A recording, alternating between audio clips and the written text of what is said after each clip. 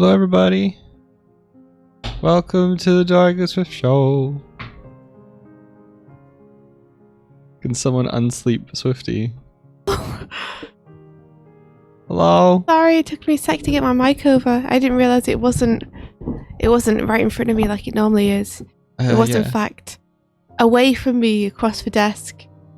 Forever away. Because we moved them over the weekend because we were playing Deltarune. And when we play Deltarune, we like to sit at one desk next to one another and move all of the mics over to that desk. This is the truth. Oh. Thank you for my controller.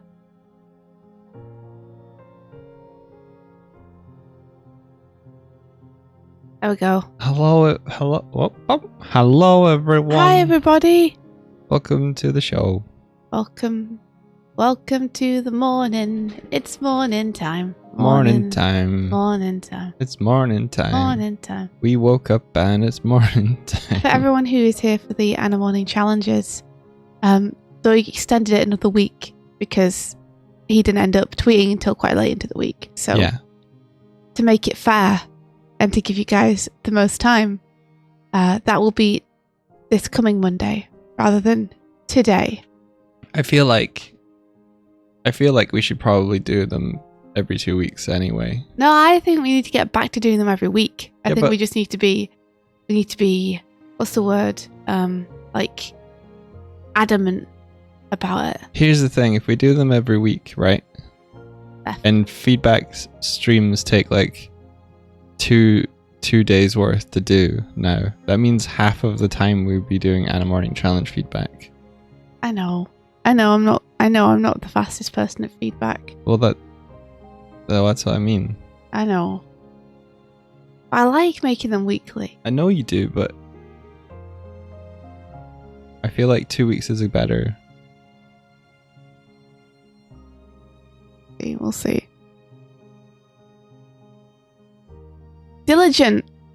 That's the word. Diligent. Thank you. Herodias. That's the one. I am sleepy today, but also feeling peppy and sleepy.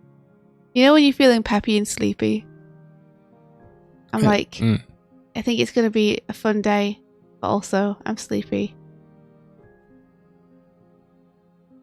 Yeah, no, you're excited, but your energy needs to match your excitement. Exactly. Mentally, I'm like, oh, snooze. But I'm also like, yay. So I guess I have to fix my teeth. Did you just push me off, dude? Thank you, Martina, for the poll. You fell off. Fell off? Mm-hmm. I was fine. I looked away. I had my tea. I was settled. Oh, I like this. We should put a couch in here so we can sit on it next to. I was chatting in Austin's stream yesterday, and I was like, I have no snacks. India took my pancakes, and then it somehow evolved into I took India's pancakes. Yeah, you took my pancakes. And she was like, "Yeah, what a thief Doig is," and I was like, "No, this is what happened." I almost ate another pancake. It was coming towards me. Put it in my mouth. Ah, pancakes, please. I think we witnessed in a short bubble how fake news happens. I think we experienced it. It's just...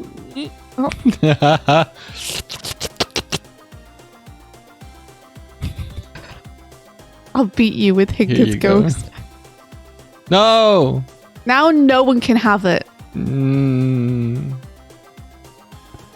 didn't get it back. I brought a fork though.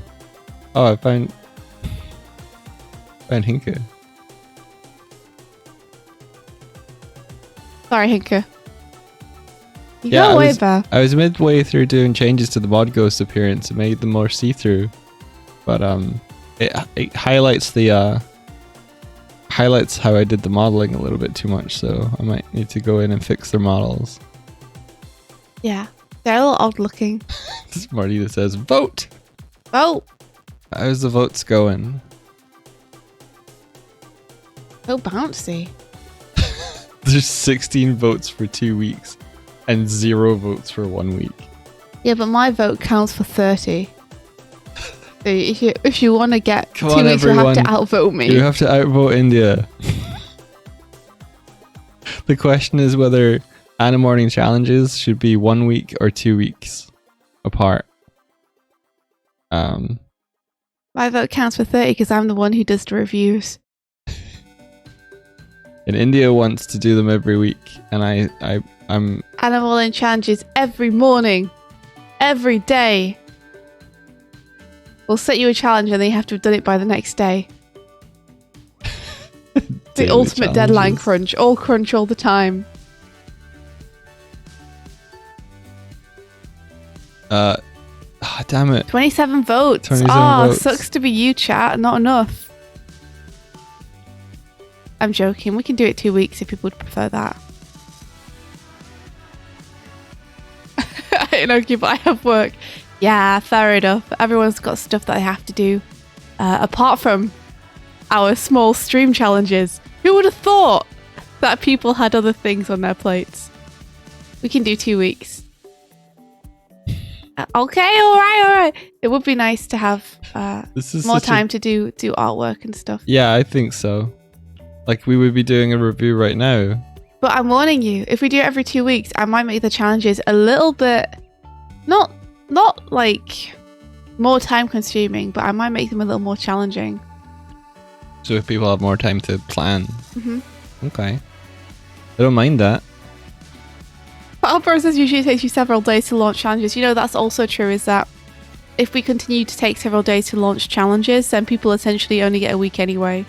So we need to be more diligent about actually putting the challenges up the day of, or the day after at least.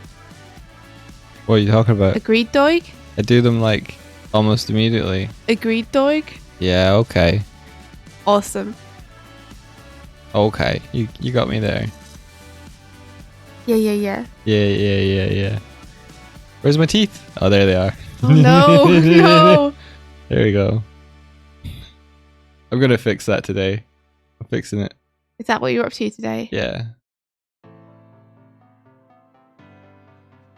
That's what I'm up to. I'm up to Girl in the Glim storyboards. That's what I'm gonna do. Oh, cool. It is cool. It is cool. It is cool. Yeah. Pretty cool. Give challenges that don't require prep work.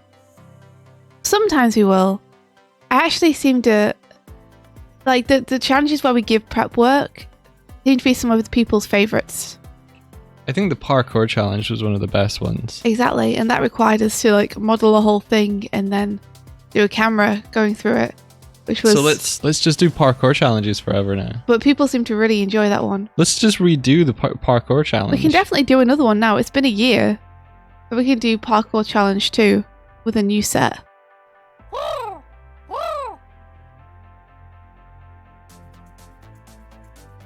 Yeah, that Francisca, that's a good idea too. Is to have a stock of Anna Morning challenge themes that we have somewhere on one of the many spreadsheets on our browsers. Somewhere there is an Anna Morning one, and we would put the themes on it. Oh, I remember. Segal, thank you so much for the subscription. Thank you. Wow, thanks. Segal says, just take my heart, both of you. Okay, we'll take it. Thank you. Like, we'll take care of it. Thank you. Success in parkour challenge gave you a mental breakdown, lol. Do you think you'd find it easier this time?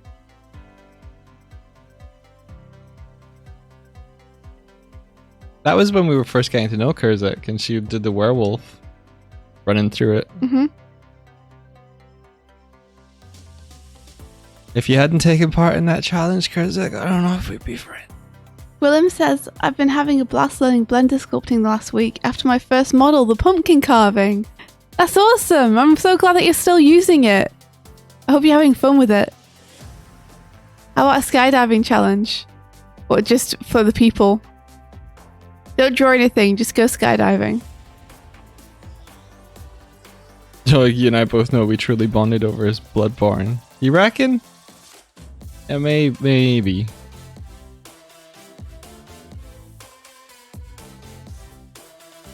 Martina says for the parkour challenge you wanted to add more possible routes and more greeble to the buildings. I watched that VOD recently.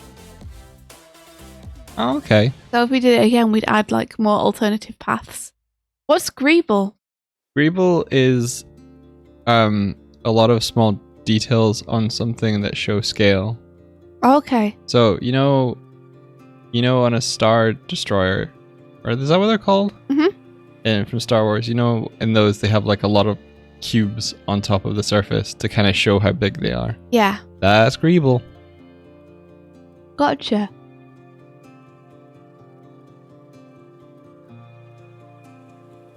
Gwilym says, I'll share what I've sculpted when I put some clothes on it.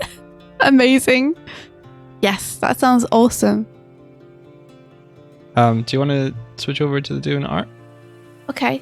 Give me 1 sec to share my screen. I think my controller just booped us. Oh, it did. You're right.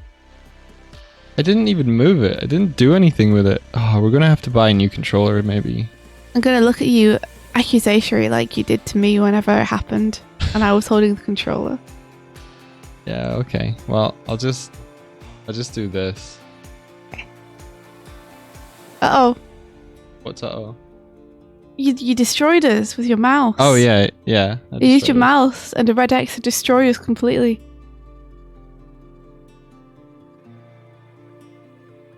Hey Todd! Toddly enough says I've been working on a gag scene in my arcade scene rather than working on the actual shit I need for streaming. Oops! Oh, that'll happen. Yeah, no. Oop! See the ball pit for details. It'll be awesome though, Todd. It'll be real cool when you've done it.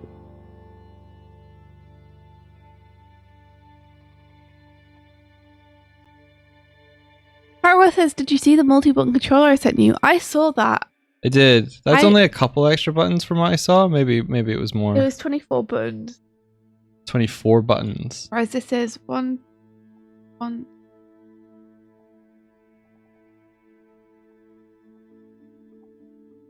What is this empty void It's like we're in 16. now? It's like 17 if you include the analog controller. The main thing with the controller that Pablo sent us is that it has like 4 shoulder buttons on each side. Oh, really? Yeah. Okay, let me check Rows this out. and rows of shoulder buttons. I wouldn't mind getting one. I'd be up for that, Doug, if you saw that and were like, this looks good. Toddley says, so proud of this fucking watercooler I made. I don't know why. Is it beautiful, Todd? Do you want to send it in? Send us your watercooler. I want to see it. I'm just looking at this. I like that people bought it with, that hand, like the other one where you got all the buttons. Holy shit, I should have. Whoa! Are you looking at the top of it now? This isn't the one that I remember. Why don't you share your screen with us, Doig, so we can see what you're seeing? Holy fuck, this thing looks awesome. Hey, Doig. Yeah? Do you want to share with class? There's only one left. Order soon. Oh no, there's only one left. We left it too long, Doig. Maybe we can get it from like .co.uk or something. Yeah, maybe. Share my screen, are you saying? Yeah. Oh, Toddley, thank you. Let me have a look. And water. You want me to also share your screen?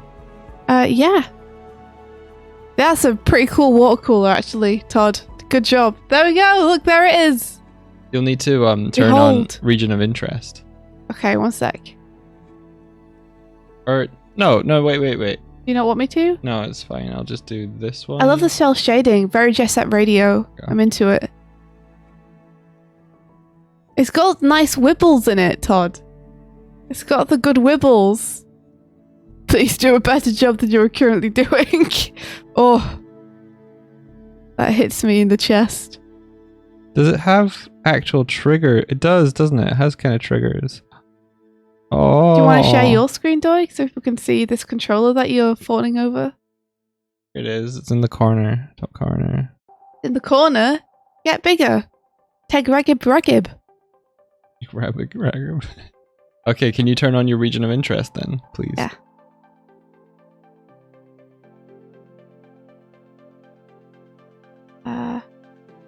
There we go. Capture settings, region of interest. Cool. Thank you. You're welcome.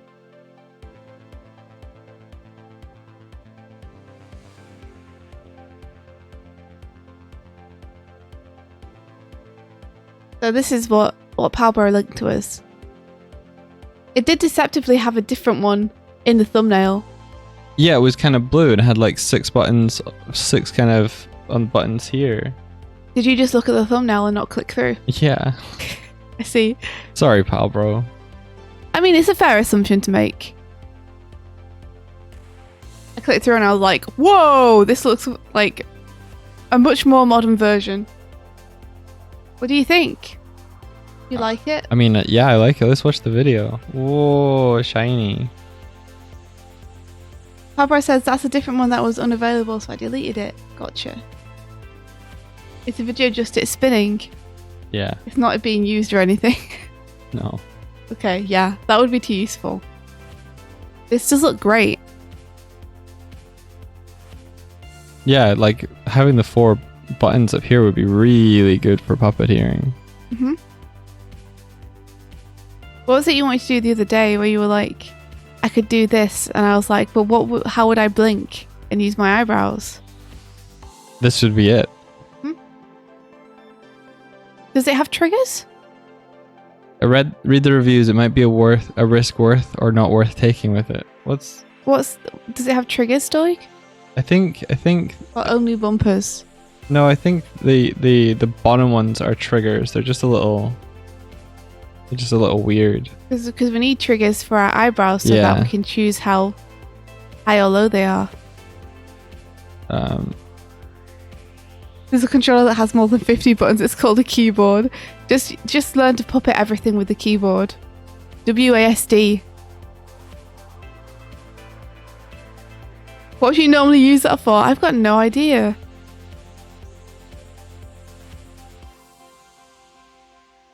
We're trying to see where it tells me, well, like, all the things it does. All the things it does, all the things it does. All the things it does, all the things it does. Get some race car pedals. Don't tempt us. We've been tempted to do it.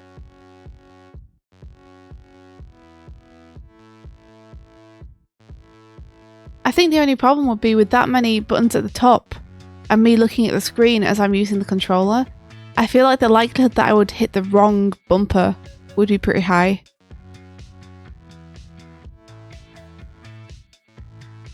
Yeah, that is what guitarists do. Race car pedals. Oh no, some buttons are very mushy and feel sluggish to press, others seem very brittle and ready to break. If you press it too many times, like a myriad of the shoulder buttons. All in all, this is a fantastic design for a controller that falls short when it comes to practicality. I can only hope that another controller manufacturer takes inspiration from this design and makes a more solid and worthy product from it. Oh man. Okay. That's good to know.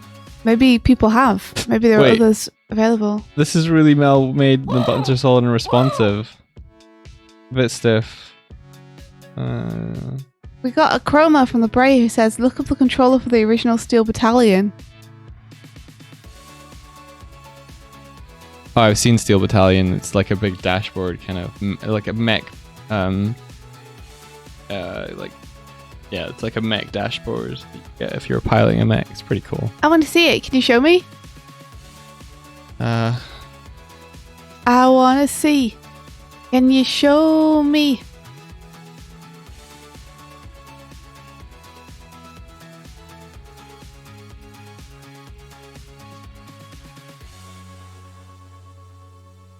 Or if you just control it through a guitar and different notes for different things, or you have to rip sick riffs in order to control our... Oh, Doig! It's got foot pedals and That's everything. That's what I want! That's what you want? That's what I want! Can I have that? How would you control, like what? Looking around and moving would be these? Yeah. Right. I think it might be a little bit cumbersome, that's like my perfect controller. I feel like that's my dream controller. Oh, that's so cool. I want to feel like I'm in a cockpit. I want to be a pilot. Movement speed set by this thing. Oh my gosh, I want it. It's for like $80 or something. It's $80. That's so cheap. I could totally afford $80 for a controller. Hang on. I paid almost that for my flight stick. Did you? Yeah. A whole ass controller like that. More than that. It's currently unavailable. If it's $80, I'm putting money down for it immediately. I don't know if they still make them, dude. They gotta. They made them for me. Cool. Mecha Swift. Yes! Yes! Everything I've wanted. I just want to feel like I'm piloting a giant robot at all hours of the day. I would have that in front of me and I don't think they make or sell these anymore. I have that in front of me and put my storyboard shortcuts on it. I have to probably get it off eBay. I get one off eBay and put all my Photoshop and storyboard shortcuts on it. And then I would pilot my way to success. Does it not connect to a PC? Someone has to have remade something like that for a PC though.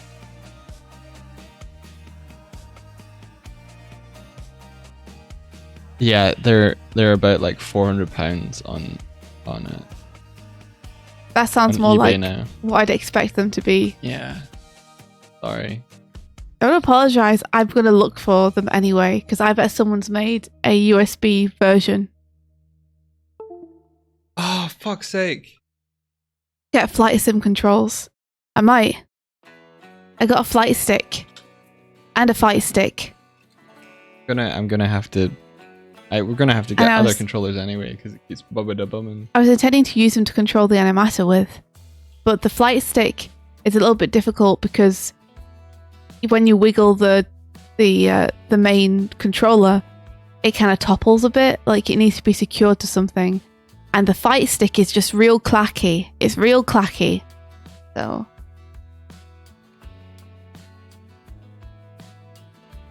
Alright. Let's get on with work. Okay. Let's do it. Let's do what we came for. Oh, I gotta restart the overlay again. Oh, you don't have to. I like it when our mouths move. Okay. When did Doig get all Francis Bacon?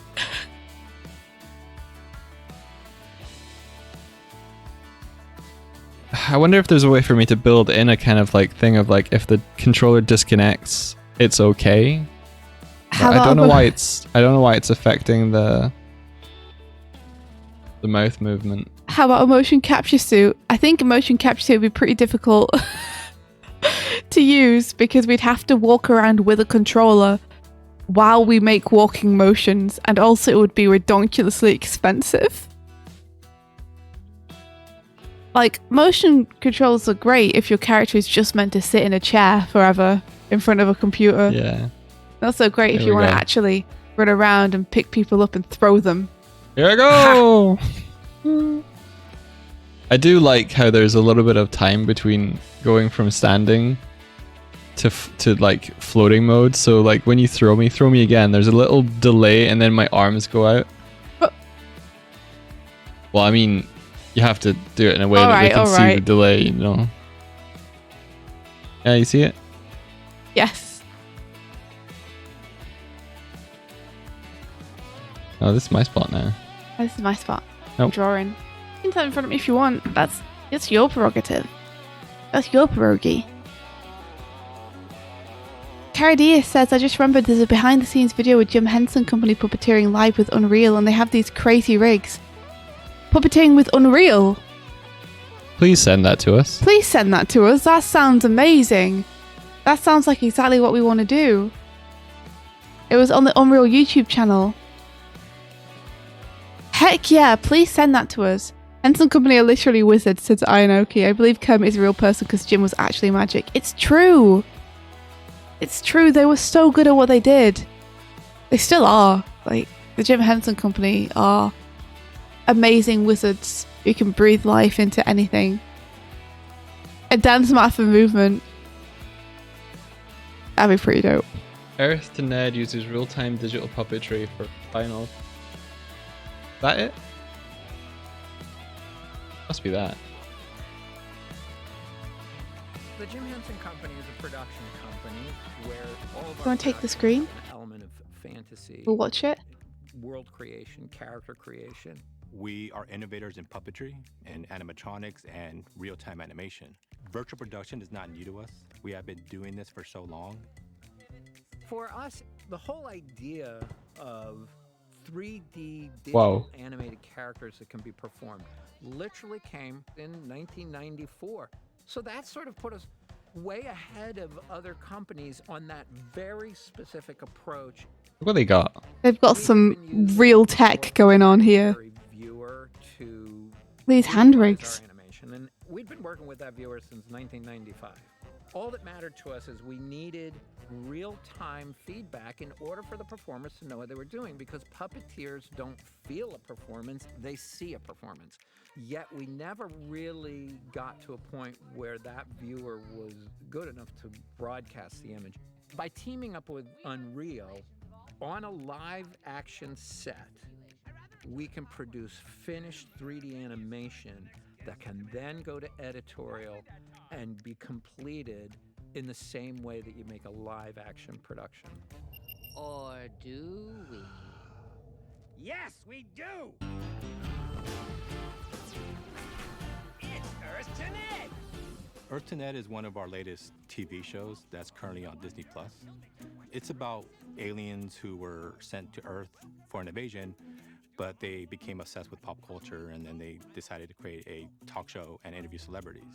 That looks rad. Feel like an That looks really cool. late-night talk show, but it's hosted by aliens, and it's Ned and Cornelius, and they're animatronic, and all of their little clod helpers that are around them, and then Betty, who's the artificial intelligence. So the biggest challenge with Betty was the fact that I wanted her made of electricity, and she needed to be able to appear and disappear and talk and interact. Those are actual puppets though, aren't they? Eyes don't dream. Yeah, I think it's just the face in the back that's 3D. Oh. Did you think everything was? I thought they were using... Yeah, I thought they had puppets in Unreal that they were... So did I for a Piloting. long time of that. Unreal gave us all those complex materials, the particles, all the effects that we needed to perform and animate in real time with that engine. Get this down. Yeah, we're getting movie tips. His keys to success. Yeah. Oh, okay. I was busy trying. The guests were really excited when they came on and realized, oh, she's really going to be there, because I think people assumed it was going to be a post effect. I'm Darcy. I know who you are. That illusion was complete for the guests who were there. They couldn't see any puppeteers. They just saw That's Ned, rad. and they saw That is Betty, awesome. And they saw Betty. What a cool show to be on. And it's fabulous when that happens. We decided to test a different character. We wanted to take a creature design that we do here at Henson and see how far we can push not just the performance, but also make it look believable. And we're going to continue pushing those limits, to see how far we can take that character. And if we can start You made the mechanic from Star Wars. Animated TV shows, our full 3D animated TV shows, with a higher and higher and higher percentage of the shots requiring no post-production pipeline, then obviously the efficiency of the production skyrockets. And with Unreal, we can get a much higher quality image, a finished image. We can get to a finished image in real time, and we couldn't do that. We couldn't do that without Unreal. We tried. We tried for a long time. They must have to have the screen as well behind them, like running at the same frames per second as the cameras they're shooting on. Otherwise, they would have got like strobing or something. Yeah. Man. That was cool. Thank you. Yeah, I liked the... I want to watch that show. That looks real fun. I love the idea of having puppet interviewers. That's kind of what I want to do with Doig and Swift when we get guests on, except I want guests to be able to have their own rigs that they come in They with. can come in on, yeah. Are we any closer to like figuring out how to get people on? Only conceptually. I've been looking into MLAPI, which is a multiplayer thing for Unity, and that recently changed to something else. So it's mostly just spec, trying to see what. There's a number of different multiplayer options. I'm just trying to work out which one would be best for us. Which do you think off the top of your head? Probably the one that they're developing now. Looked at probably the most approachable. It's called. But if they're just developing that now, no, it works. Oh, it's currently available. Like they're switching over. Unity multiplayer. It's called Netcode for Game Objects, which is built on top of this MLAPI thing they've been developing for a year and a bit or something. I just would really love to get, I'd love to get a Pat or an Onster or David on. Yeah. I get you. Like, I would really like that.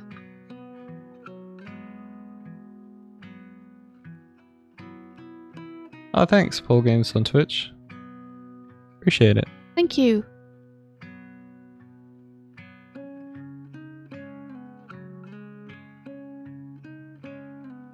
Dum dum dum.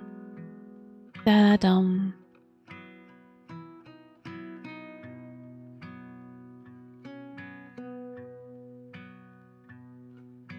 I mean, we could get Oh, I wish my brain could think of words. Parsec. We could get Parsec to work if we could just figure out how to stream it without it lagging horribly, right? Oh yeah. If we could just figure out the lag problem. Well, the lag problem is our internet connection. Well, we might be able to get a better internet connection. Yeah. And then it might not be a problem, and we could just use Parsec. That would be a good go-between, yeah.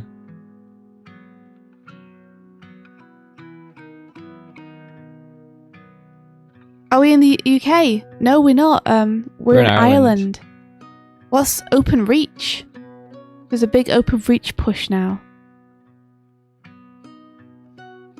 I am English though, so I understand you thinking that I'm in the UK. Doig is Scottish and I'm English. Ultra fast full fiber broadband across. Is that good?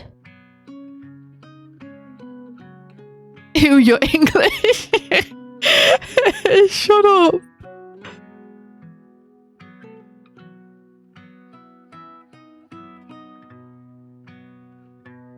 OpenReach is the BT network. Is it good? Is it good and fast and affordable? Is it good and fast? Is it the three things all at once?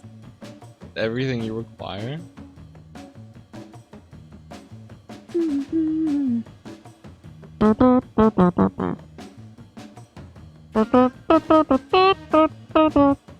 Depends where you are in the country. I don't know how helpful that is then. What's the best internet? Hey everyone, what's the best internet? Da-da.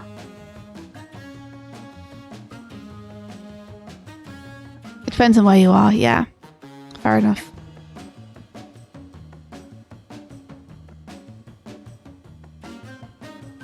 So basically, recently I was after a new provider thinking I was stuck on copper until 2025. There's Paranoid F, but OpenReach are pushing new lines out everywhere. No idea if any of this applies to Ireland. It's good to know though, thank you. Like, this is helpful stuff. Buy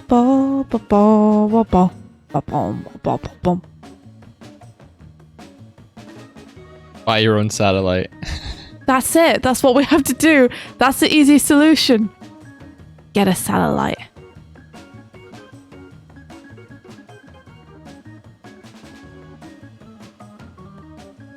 So you were on 70 megabits per second max, but now you can get up to 900 if you wanted to. That's a big jump. That's a big jump. That's a big jump. That's a good jump. Congratulations. I think the internet we're on is like at least 5 years old. Hmm.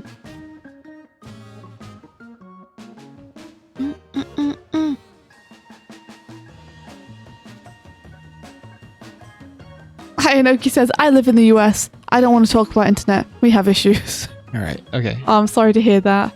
Oh, I've been the one taking up the whole screen. Jesus. Okay. Jesus.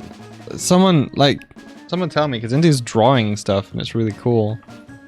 Not that cool. Don't put the weight of expectation on me. Okay, so La, I had an la. issue with my mouth because I've added a mirror to it, and I can't apply that mirror because I have an armature on it. Is that right? Is that right? I can't. Is that what's wrong? I remember.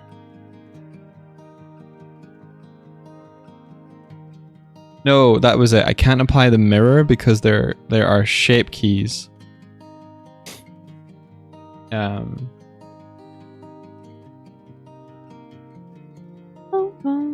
it. That was it. So I need to.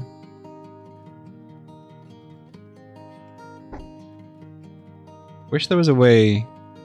Wonder if there's a way to grab the shape keys and then reapply them after the mirror's been applied.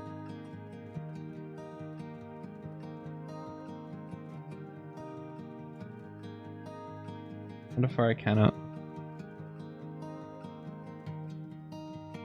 Fire.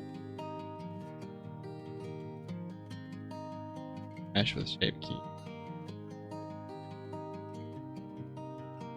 Let's see. Paranoid F says if you're a Northern Islander from which you are responsible for your interwebs. No, we're not. We're not in the UK portion of Ireland. We're in like Dublin.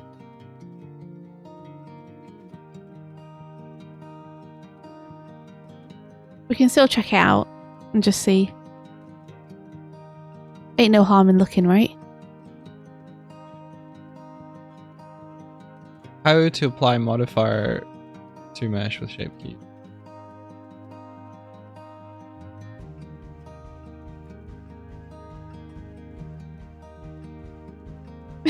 Yeah, fingers / wings crossed. Exactly, yeah. Oh, there's Never an add-on. know. Let's do this. Add-on shape key helpers. Oh, that's what we want. How do I get this? What have you found? Add-on shape key helpers has three features. Split shape keys. Splitting can separate your shape keys based on groups to create parameter. Blah blah. Apply modifiers and keep shape keys. Apply selected shape key as basis. Whoa! And apply selected shape key as the basis, and finally you can grab any shape key and make the one the basis, keeping all the others working based on the one selected. Oh my gosh, that's fucking awesome! I don't know what he's saying, guys. I don't know. So basically, imagine I create a closed mouth, and then I use a shape key to open the mouth, but I actually want the open mouth to be the one that is the base one. You can use this tool to make the open mouth one the base one, and the closed mouth is the shape key, so you can close the mouth with the shape key rather than open the mouth with the shape key. It's so cool. That's really good. How do I get this? Give it to me. Where's the download button? Where's the download button? You can grab it from here. I wanna get. Can I download? Do.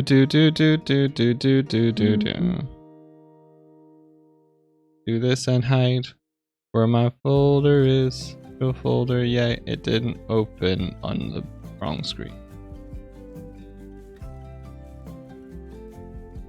File. Edit. Preferences. Install. What's it called? Shape key helpers remastered. That's it. Install add-on. Yay! What was it called? It was like shape key.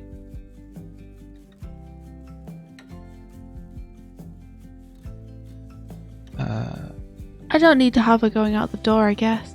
Wait, why is it installed? Did it activate?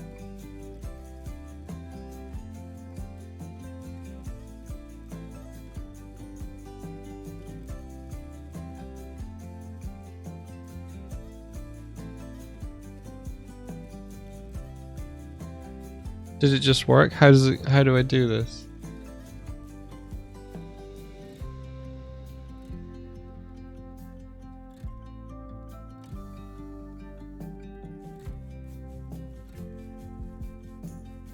Let's see if it's just there. Let's see if it's just there. I think we do need to do that.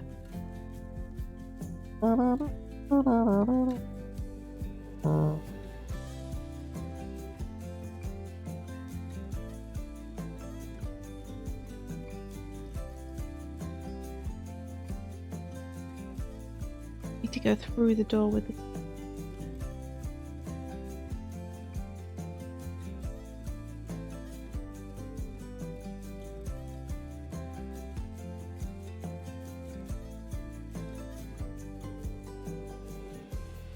Trying to figure out how this would work.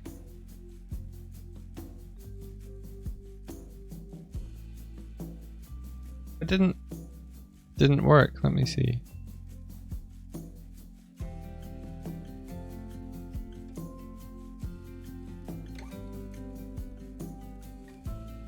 In love right where you are.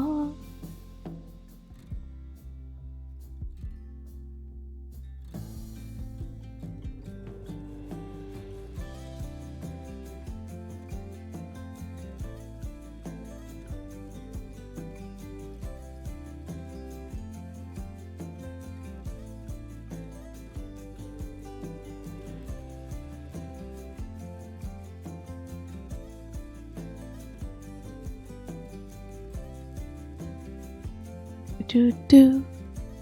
Now you have Phil Collins in your head. Martina says, me putting stars in the thumbnails is 100% Onst inspired. Oh, there's a thumbnail. Let me go and have a look. Got absorbed in the mental acrobatics of trying to figure out how this camera move would work. Oh, it's cute. I like it. Great job, Martina. Oh, this is from 2016. Okay, let's see if there's a more up-to-date version.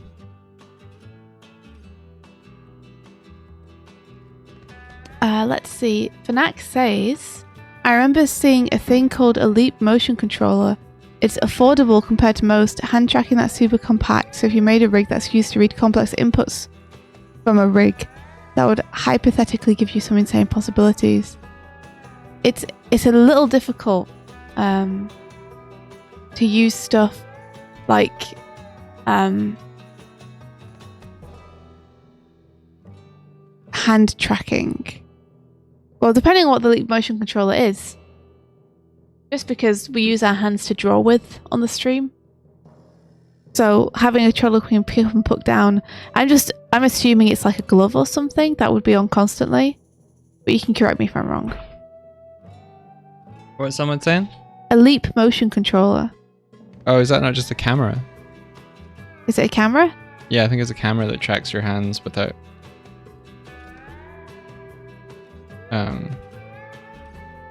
Because it would be tough to control the puppets like that because our hands are drawing a lot of the time. Yeah, and it would have to know that when we're drawing, we're not trying to control the puppets. Yeah. Oh, cool. This is great. Look at this, India. Yeah, Sorry, I was trying to get the add-ons installed. No, it's okay. Don't worry about it. I like this one. This one a lot. Oh, I do remember something about that Leap motion controller. Yeah. It's pretty insane, isn't it?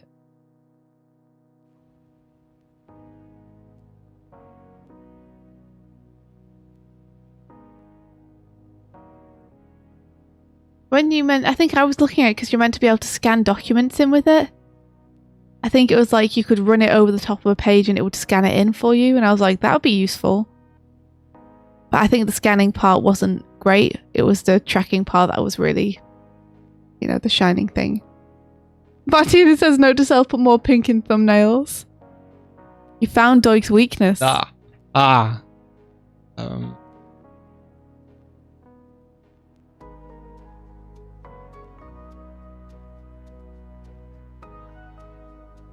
Is it because I'm using 3.0? Damn it. Damn it, damn it, damn it, damn it, damn it, damn it.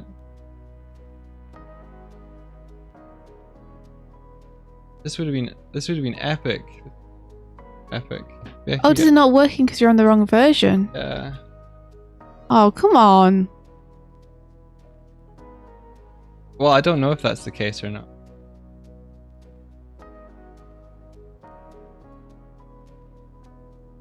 Speaking of on the wrong version, Doig and I tried to dip into Magic Boys this weekend to get some thumbnail images, and it turns out that Steam has updated Skyrim, and now that Skyrim's been updated, Skyrim Together, the mod doesn't work anymore with it. So we have to figure out how to either step it back or wait for Skyrim Together to get updated to the point where it'll work with the most recent version of Skyrim. Yeah. We might just have to go and like download a previous version. Yeah. We're hoping it'll get fixed by the time we get to the point where we'd want to make new episodes. I don't think it will. They're not supporting Skyrim Together anymore. But didn't you say that they were currently working on a new version of Skyrim Together where it would work? Yeah, they're making Skyrim Together Reborn, but I was reading more about it. It might take them like into 2023 to do it. So we might have to try and find an older version. It might not. We'll see. We'll see. I just wish that Steam had just like fucked off a little bit, you know? Yeah, if it hadn't done that, it would have been one of the updates that happened in the background that we didn't think anything of, where it's like, just updating your stuff. Buffy, you've been fed.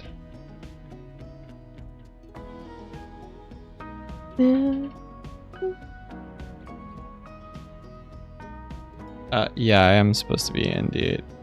Okay, I can't get this add-on. This add-on that I found would have been fucking amazing. It would have just solved my problem immediately. I'm so sorry it doesn't seem to work with your version. Let's see if there's another one. Is it because your version's not updated?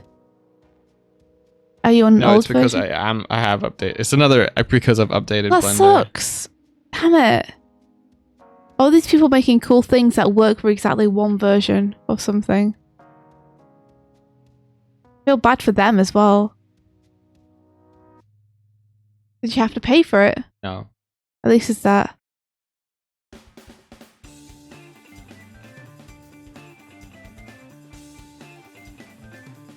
Yeah, the pains of modded Skyrim. Such a shame. I hope it comes back online.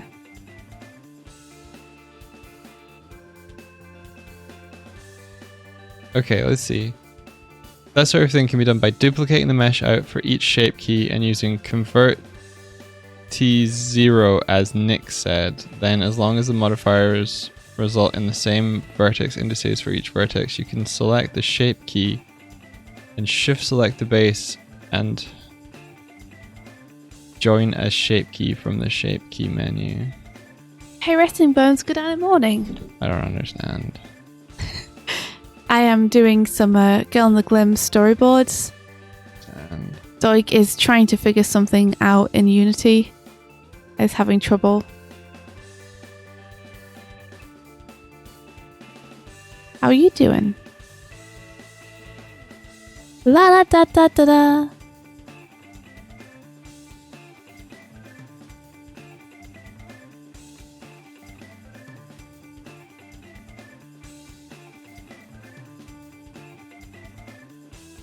Let's get close to Midge again so we can see really easily when the glim shoots its arm up to grab something.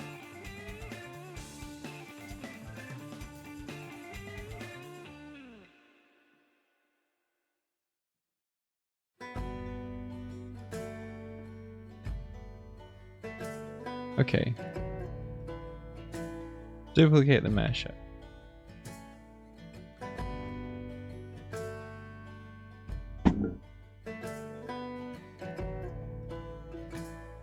Oh, by the way, I've been watching a show called Mythic Quest, which is a kind of like comedy about a game development studio.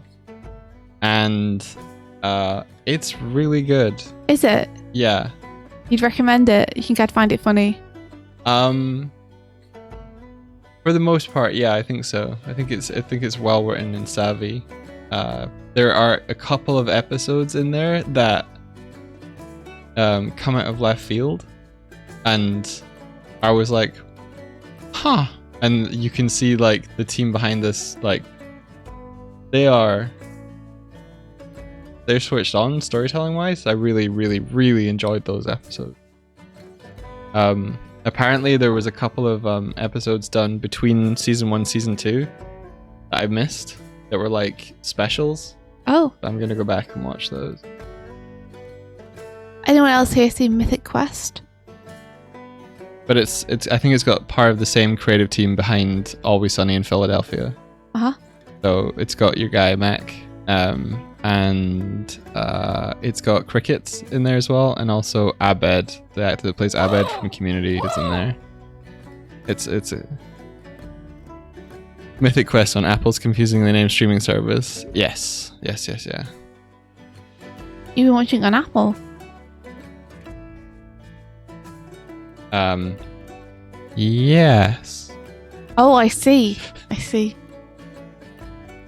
We've got a Chrome on the Apple device upstairs that we have.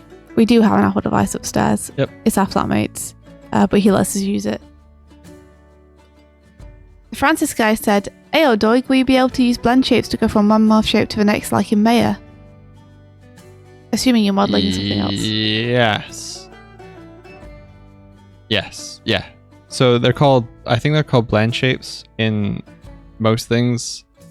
They're called shape keys in Blender. So, for instance, this, right, put this slider up, I hide the other one, is my angry open mouth. Rah, rah, rah, rah, rah.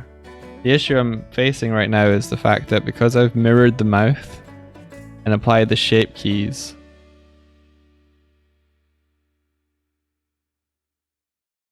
I can't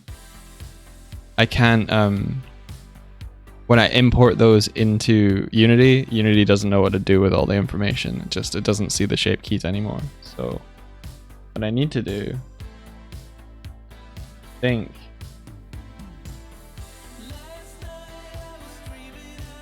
this is our basis. Right.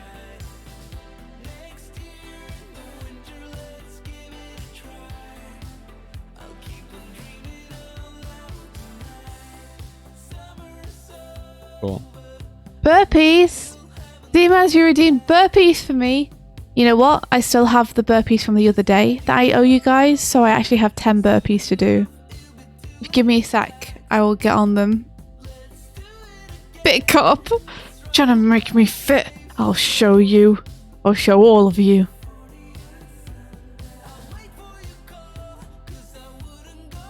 Wait, apply this now. Sweet. So I've got this applied, got the shape. The easiest thing probably would be to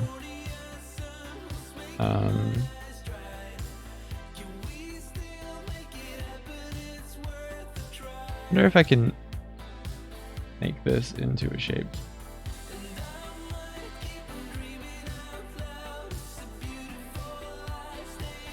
Transfer shape.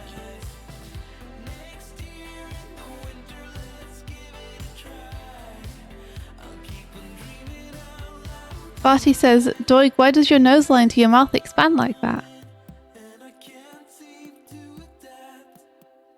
When it like goes from open to closed, or what are you talking about?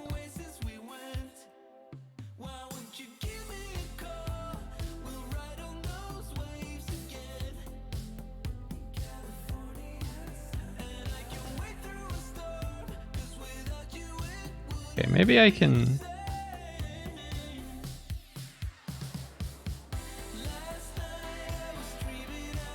I add a basis. Video key 1. Do this.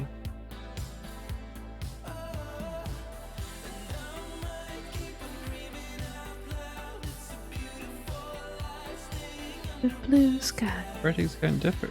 Oh, vertex count does differ. Because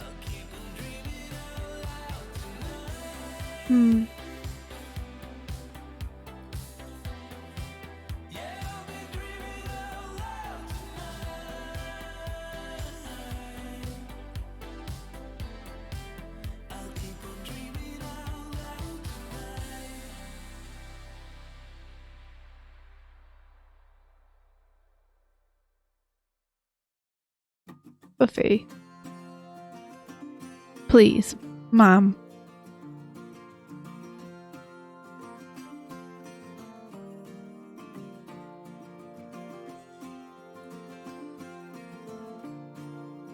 I really need this to be 3/4 at this point. I really do.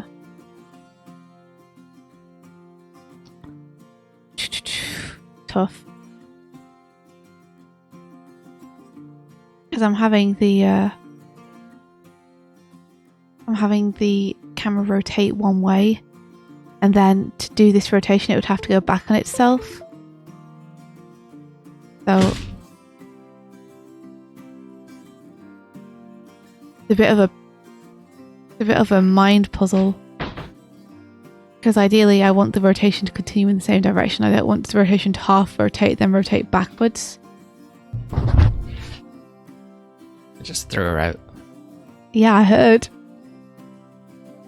You were very subtle about it. Which also boobada booped the controller. So now you're blepping and I can't be bothered. Fine, we just need to get new controllers, I think. These ones are probably like more than 10 years old now. Yeah. Like these are from when we first got our Xbox 360s. Yes. Probably. Like I have a whole bunch from a time I was developing an 8-player game. Yeah, that's what that sound was. Maybe we should dig into your hoard then. These are from the Horde somewhere, I think. I know, but you just said you had like 8 more, so I mean other ones which aren't broken. Oh. Yeah, maybe. Hey. Right back.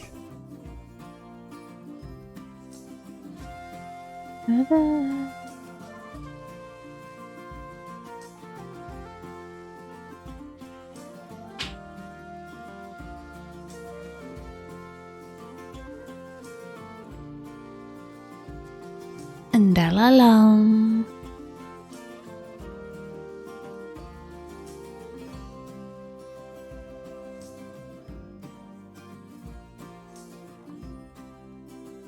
Like I kind of know what I want to happen.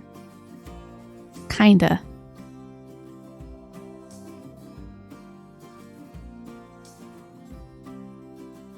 Trying to feel it out.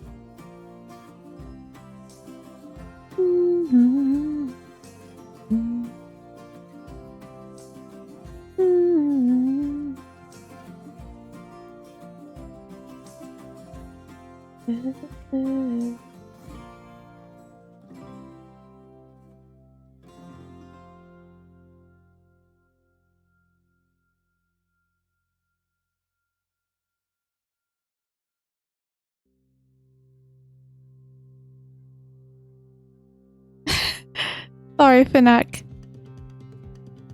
About the time zone thing. I feel your pain. I do. There's a lot of people that I would love to watch who stream completely out of our time zone. And like they'll start streaming at like 1 a.m. and I'll be like, no! Stop! Stream when I can catch you, please. You know what you could do.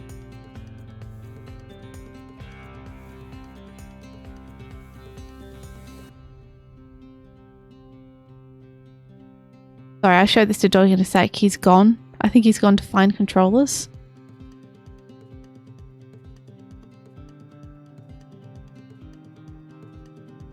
Disappeared. It's a Swift only stream now.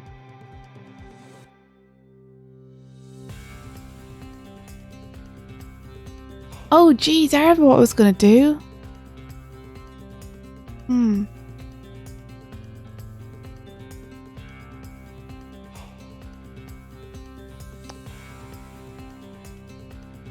Yeah, don't worry about it.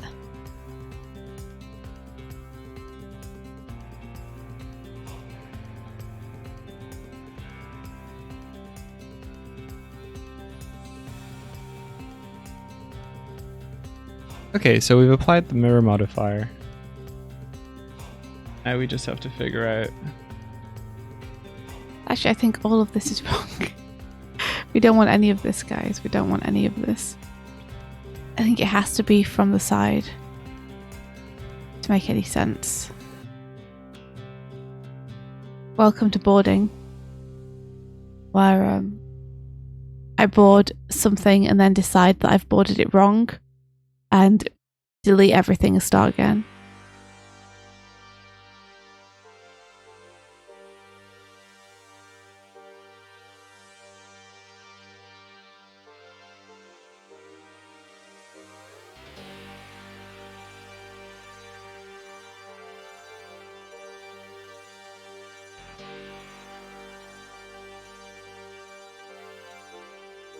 It's a shame because I liked some of those compositions a little bit. Like, I liked going behind and having everything closing in like that.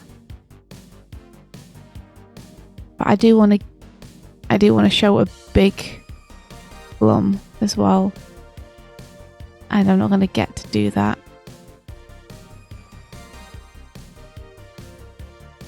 I don't. Okay, do it I'm just this gonna way. remake the mouth shape. You're gonna remake it? Oh, RT dropped in what he meant, by the way. All right.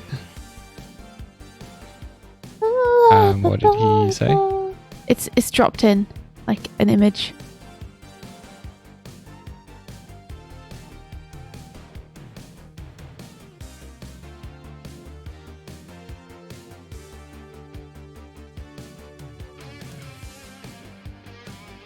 Probably some modeling it.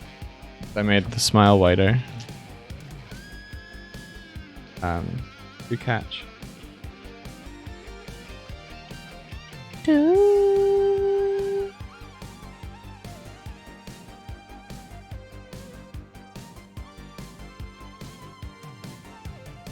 think if I do Control Plus.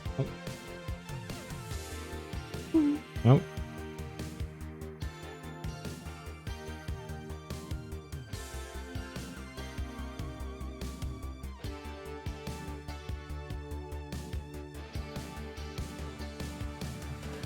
Oh, Pabro!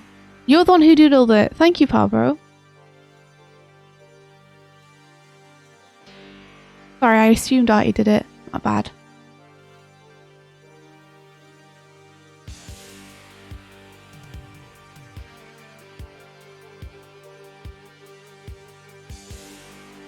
Night night, Fanac. Sleep well. Thank you so much for hanging out with us. Nighto. Have a good sleep.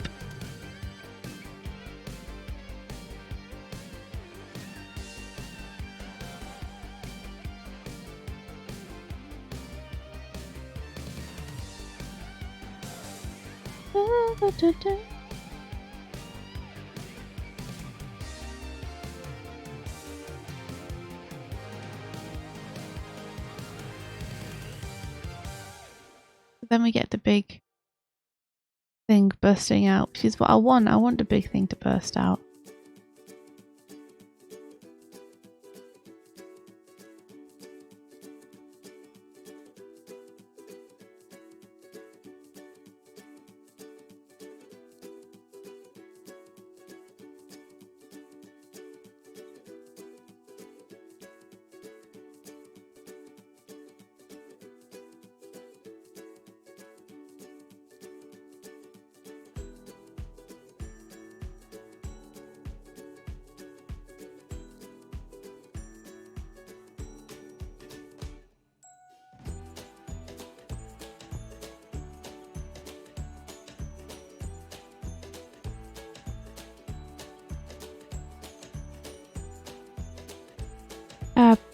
I've been listening to a lot of Dropout.tv.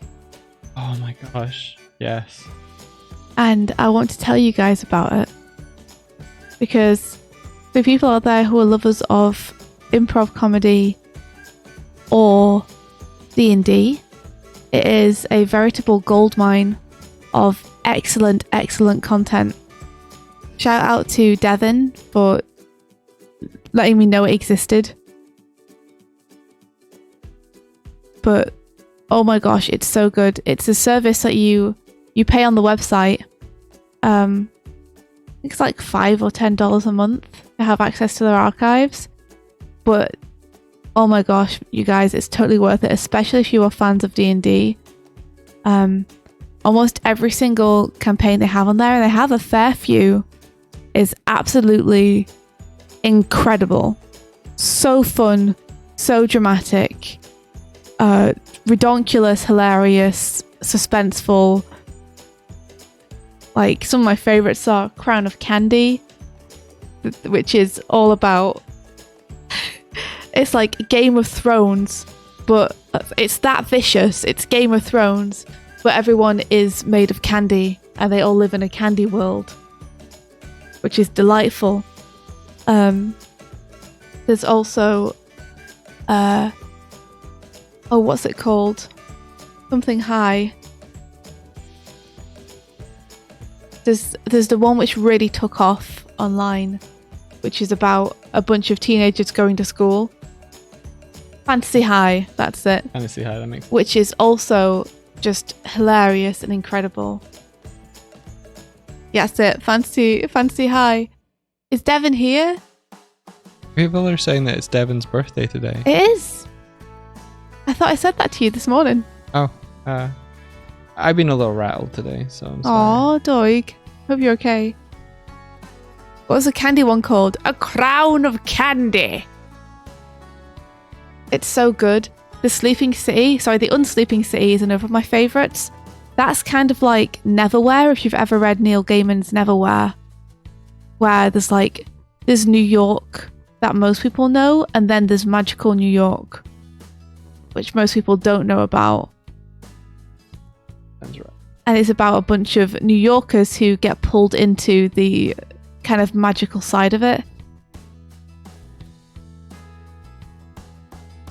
It's wonderful. Magical New York is a harsh place, as it turns out. But as well as these awesome D&D shows, they have also lots of awesome improv games on there. And one of the ones I've been watching is called Game Changer. And the premise of the game is that it's a game show where the game changes every episode. So you'll still get, 3 or 4 contestants coming in, standing behind their little pillars with their point displays on.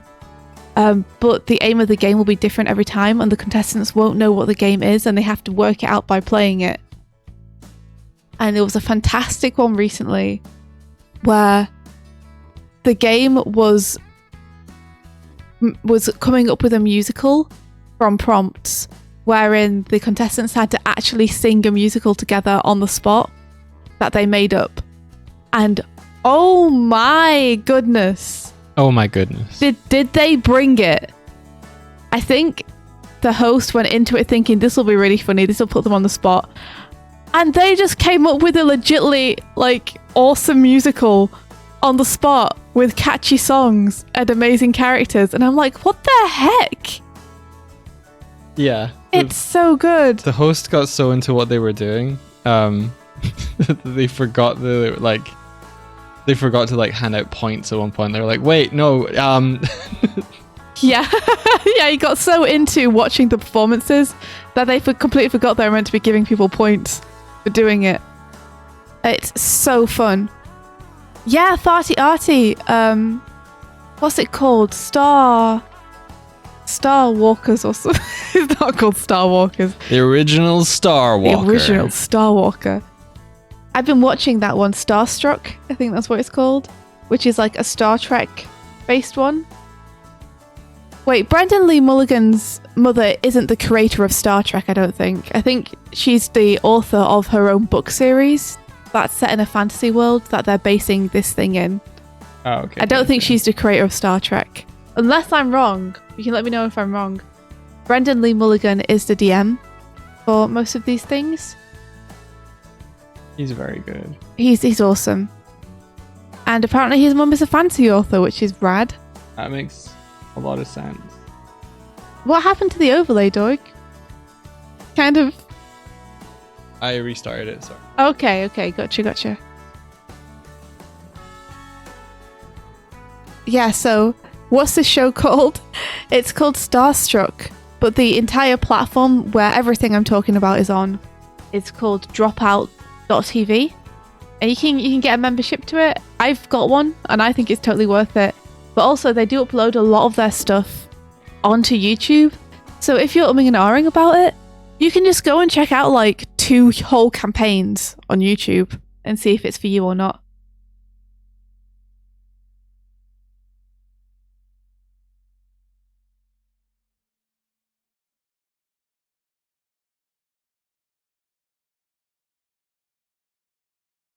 There we go. Elaine Lee is an American actress, playwright, producer, and writer who specializes in graphic novels.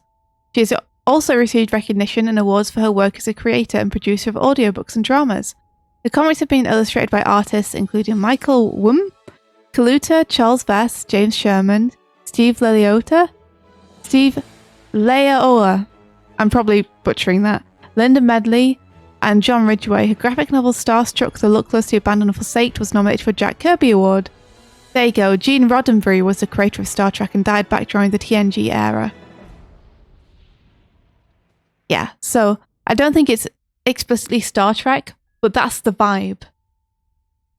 It's like her own fantasy future that she has made. Super cool. Yeah, it's very good. Isn't this? I'm having a great time with it so far.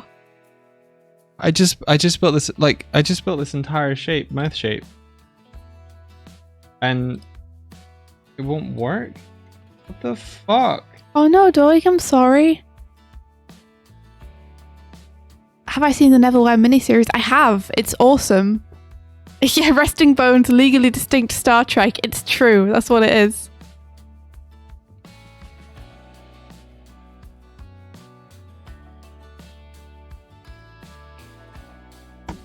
I'm sorry that you're having problems this morning, Doig. That's really frustrating. But it's there. Is College Humor still alive? Yeah, I think so. Lee Alola. Okay, awesome. Oh no, is it not? Oh shit. Whoops. Another question, have you seen the Discworld miniseries? No. I mean, I saw the Christmas special, which I think was Mort that they did. But I didn't know there was a miniseries apart from that. I do really want to read all the Discworld novels. They did Hogfather, and they did at least Color of Magic, maybe? Would you be up for reading those together, Doig? The Discworld novels. Mm-hmm. Yeah, for sure. Definitely. If we can try and get like each new one in order, and just like you read it, then I read it. Yeah. Yes, please. Okay, now I'm just mad. Now I'm just like, what the fuck? File. Save as. V3. Hogfather, that's what I was thinking of, not Mort. Thank you. Yeah. I haven't seen Color of Magic. I'd love to see Color of Magic. That's one of the first ones I ever read. The Clacks is one. I have never heard that they'd made the Clacks out of a book.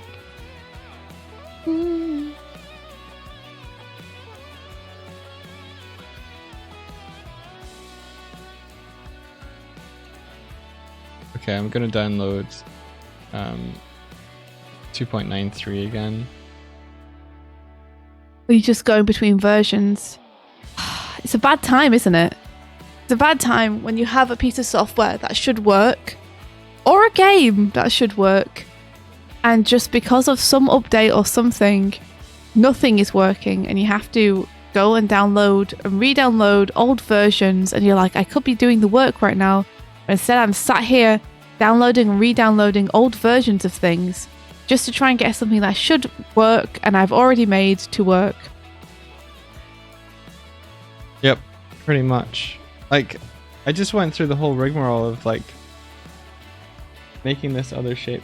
Like, I delete this. This is what it is. Yeah, just this. Hit key 1. Maybe it was because the vertex group wasn't. Hang on. Will you get really annoyed if you find out now that it's just your bad? My bad. Oh, Misfits and Magic was fun too.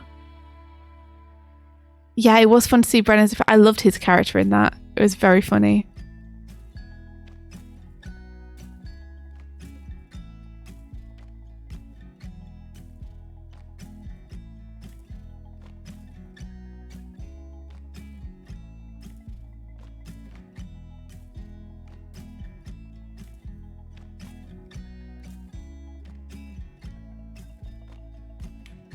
What kind of body horror story do I want today? Is none an option? Can I choose none? How about a nice story? It's not working. Maybe we should tell a calming story for Doig to make him feel better.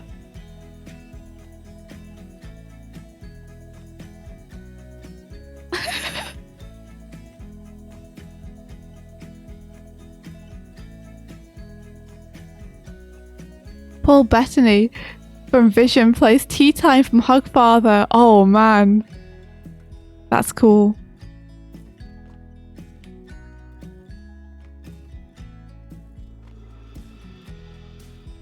Tea Atime.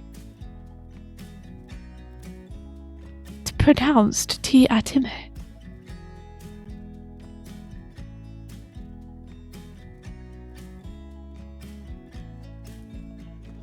The Terry Pratchett books are like exactly my type of humor. Yeah. Like smart and very, very dumb simultaneously.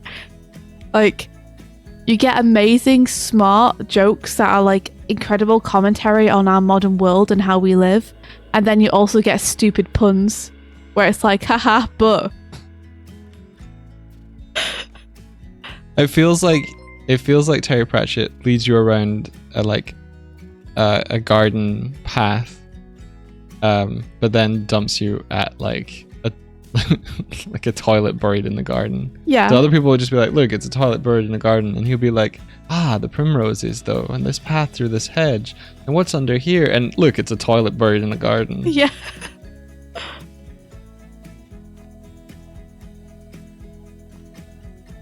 I once knew someone who knew someone who someone... What? I once knew someone who knew someone... Wait. I once knew someone who knew someone who was in The Colour of Magic, the wizard guy. What? I once knew someone who knew someone was in The Colour of Magic. I think you missed some words there, my dude. You mean you knew someone who knew the actor? Or you knew someone who knew someone who knew the actor? Once. But you don't know them anymore. 3 degrees of separation.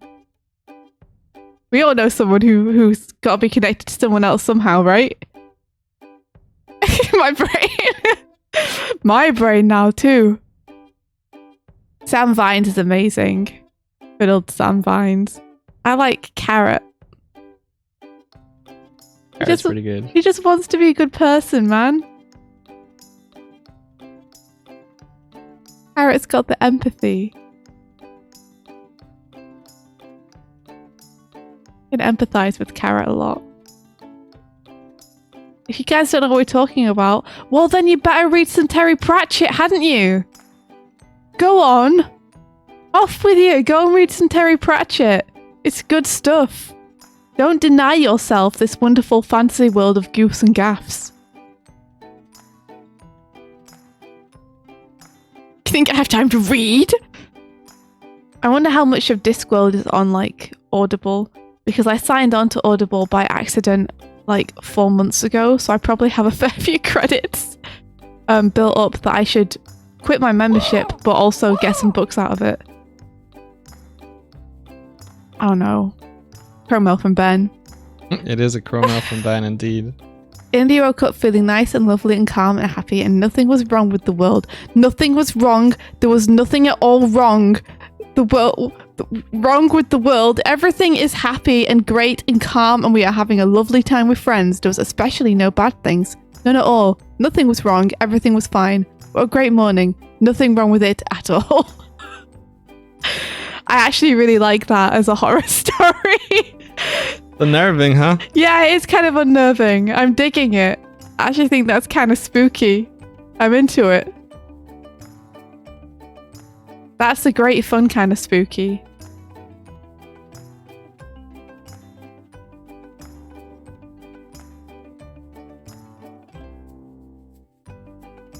I thought Ben was going to pull a nothing wrong with the cellar or some specific shit.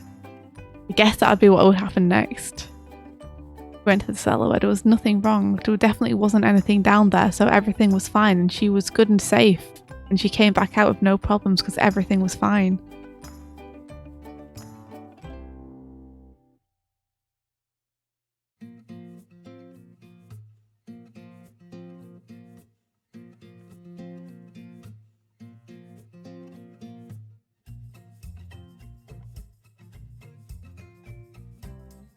Okay, so we just have to make this nice shape again, but it's alright. How many times you made that mouth shape now? Couple of times. Got a promo from Void XYQ who says, everything is fine, nothing is wrong. Everything is fine, nothing is wrong. Everything is fine, nothing is wrong. Everything is fine, nothing is wrong. Everything fine. Nothing is wrong. That's good to know. I'm happy to hear that. Oh, also, since we're all talking about great things that we enjoy, I have given you guys the gift of Dropout.tv and Terry Pratchett books. Let me bestow upon you one more boon, which is, oh yay, oh wonders, oh joy, today, 'tis the day when the podcast I like listening to uploads another episode.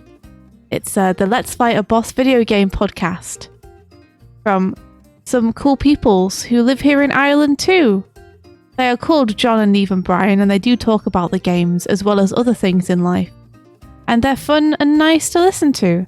I recommend checking them out. What's the podcast called? Let's Fight a Boss.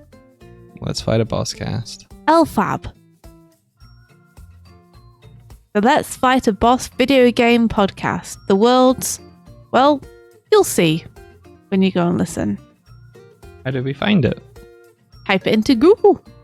That's a good way. Type it into Google. That's how you find anything you want these days. Oh, if you like Eye Patch Wolf on YouTube, then that's the John I'm referring to who's in the podcast. That is the John. He's the host of the podcast. So if that will further incentivize you to check it out, if you know Super Eye Patch Wolf, then there you go. Let's see, what was that chromo that I missed? Silent Assassin says, when storyboarding, how big should you make your canvas on my storyboards? Keep running out of space. You run out of space for your storyboards? What do you mean? You're talking about what you're doing, laying it all out. You run out of space? What do you mean? Are you working on paper?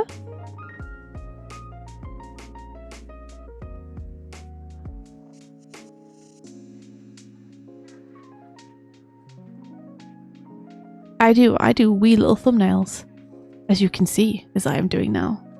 These are wee little thumbnails. So this canvas group is 1920 by 1080.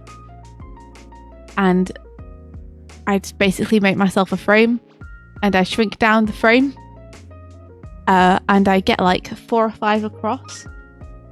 And then I do little thumbs in here. And then when I'm happy with them, I'll blow the thumbs up to make them full screen size, as I've done here. You see, these are just thumbs from here, but blown up. And then I'll put them in, time them out, check I'm happy with them and like them and think they're working. And if they are, then I will start to proof them up. I just realized I might have cracked my knuckles right next to the microphone. I'm really sorry. I'm really sorry, everyone. You run out of boards to draw in. I'm not 100% sure what you mean, but if you run out of frames, you can just like make more frames and keep drawing, right? Yeah, this sounds like a cognitive puzzle that you could figure out yourself. I think I might be misunderstanding what you're asking.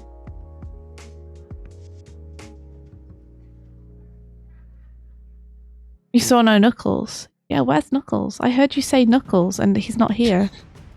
Deception. It's like you coming up to someone going, my shoes don't fit. And you're like, okay, we'll get other shoes then. Oh, you talking about the Crowell still? I thought you were talking about your Knuckles. I was like, but what does it have to do with Knuckles, so?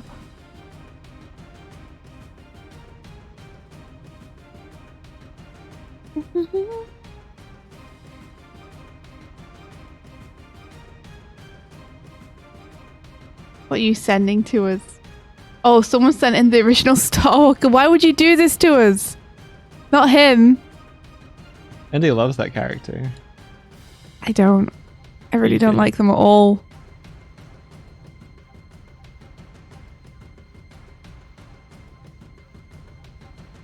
They frustrate me with their inconsistent sentence structures. They keep putting random gaps and capitalizations in the middle of their sentences, and it's very frustrating. You can't send me a plushie Star Walker. If you send me a plushie Star Walker, I'll send it back in pieces.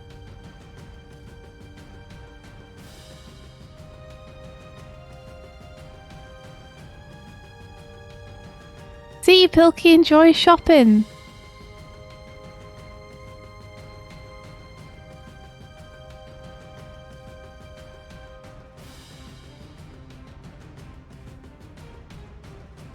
Can we send Doig a Star Walker plushie?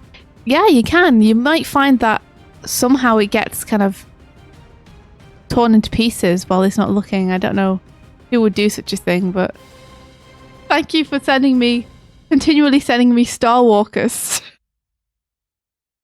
It's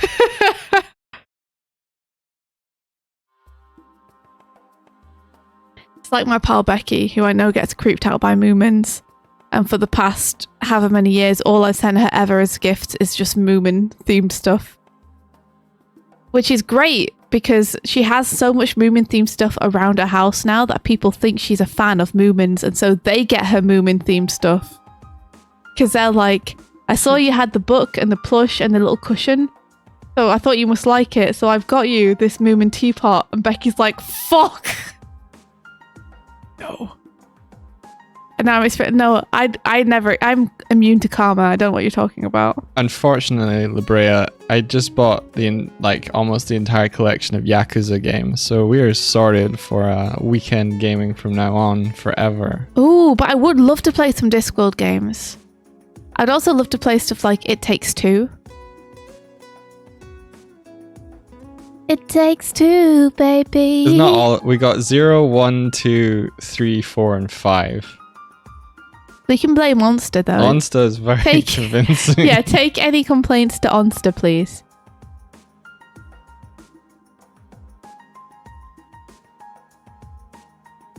That's our entire schedule for 2022 mapped out. It's the year of Yakuza. It's the year of us playing those games that everyone seemed to like 10 years ago. In classic Doig Swift fashion. We are fashionably We've late. approached the trend years after it's relevant.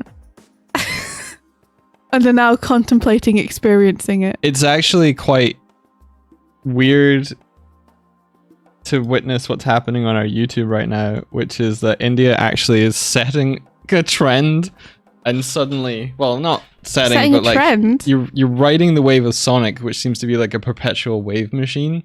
Oh, Sonic is a perpetual wave machine. And everyone loves Sonic. You weren't too late for this one, but that video took like 3 weeks of just like, yeah, okay, it's doing better than most of the videos go up there, and then suddenly over the weekend it was like People are watching this now. See, this is the thing I think that you didn't quite get when you were like, I put this video up on YouTube and I put this video up on Twitter and it's got so many more views on Twitter immediately. Why do people even use YouTube? It's like, well, because no one's going to ever be able to find that Twitter video now. Mm-hmm. Like, but that YouTube video is there in a library forever, in like a place people can find perpetually. Yeah, I mean, like impersonation. Yeah. Yeah. That's what she thinks I sound like. Hi, I'm Doig. This is me. I'm Doig. Well, I mean that Twitter video has got 150,000 views on it. Mm-hmm. But yeah. Yeah, great. But this one, like the YouTube one, may do better. It just might take longer. But the thing is, it's in a consistent place. It is in a consistent place. That people can find it. Like that Sonic video is gone from Twitter now. It's not gone. It's disappeared into the I ether. retweeted it yesterday. It's disappeared into the ether, and we'll never see it again, ever. Yeah, the Sonic 99 video gained 12,000 views since yesterday. Over 50k now. The weird thing is, though, like it really does expose how YouTube works. Do you want it? Yeah, the curve is amazing. Like, just because, like, you can see when YouTube starts pushing it, and YouTube doesn't start pushing it until it's already like doing well. It takes it getting above 10,000 for YouTube to start recommending it, and it's just like, well, this is why no one ever gets seen on YouTube anymore when they start out. It's because YouTube is engineered for people who already have audiences to do well on it. Yeah. It's kind of sucky. It's like they'll only start pushing your video when your video is already performing well. Steam has a similar thing, says Ben. I need to have positive reviews. Oh, really? For it to get recommended and stuff. I mean, I suppose that it kind of makes sense in a way for YouTube videos and Steam games to do that, because you do want to know that you're recommending good stuff. But I get the impression there are other ways they could get around that if they really cared about the little guy who's making the videos. I think what they really care about is this going to make our platform money?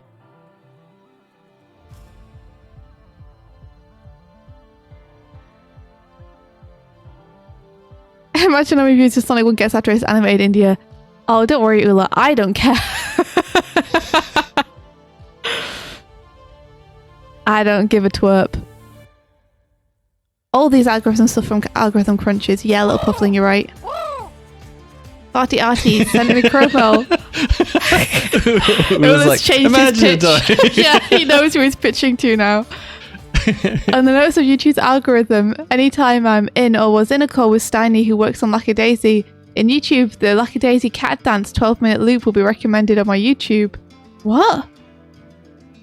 Anytime you're in or was in a call with Steiny, what you mean on Discord? When you were in a call with Steiny on Discord, YouTube would recommend you stuff. I didn't even know Steiny worked on Lackadaisy. That's awesome. You haven't really heard from Steiny all that much. We heard from him a little bit ago. Like, he came in and showed us the Blind King. In fact, he sent me the Blind King to read. I just haven't yet. Oh, cool. I've read it. It's really cool. Oh, really? Yeah, it's beautiful. That's awesome.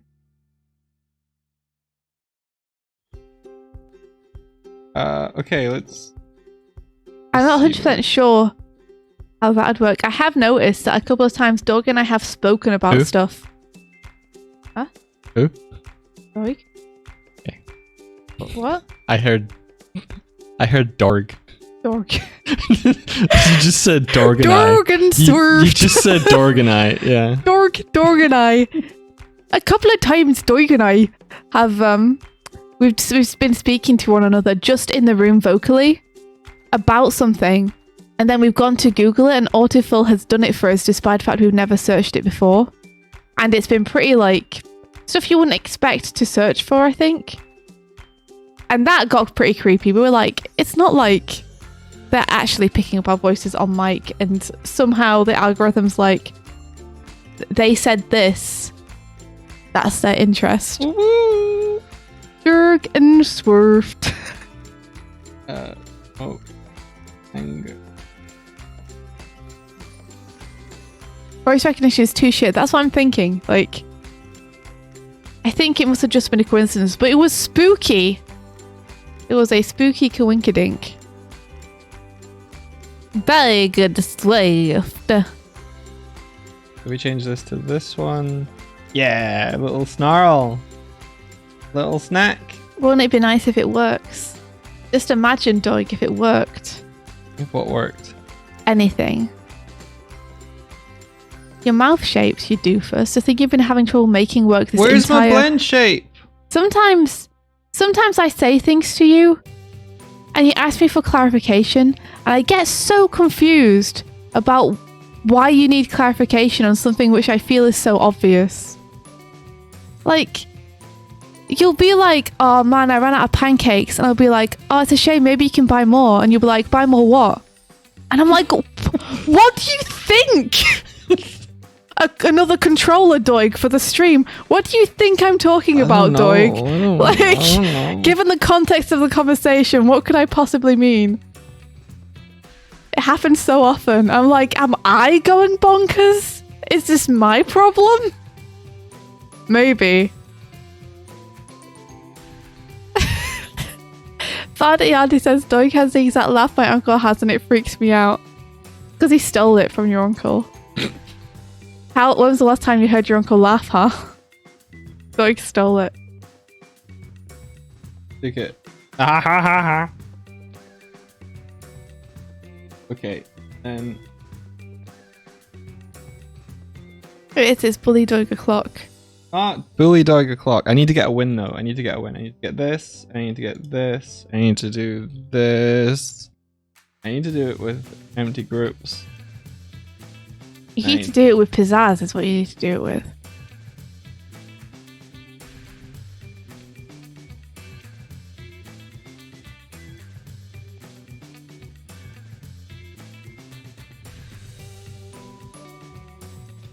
Dum ba ba ba dum. Dum ba dum. I go to pose mode and then move this. Yep, cool, awesome.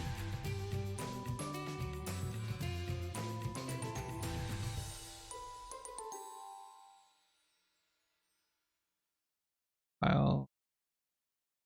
Da da da da da.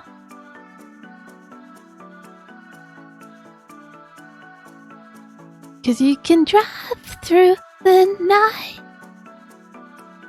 Come on, give me a blend shape. Give me a blend shape. Give me a blend shape. Please give me a blend shape. Yes! Blend shape. Is it working? I think so.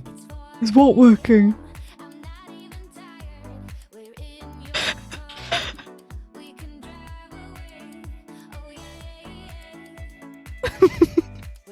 I'm so mean. Really funny that I'm making like an angry... Yeah, you're not reacting to me in the room, but you are in terms of your actual puppet's expression. Yeah.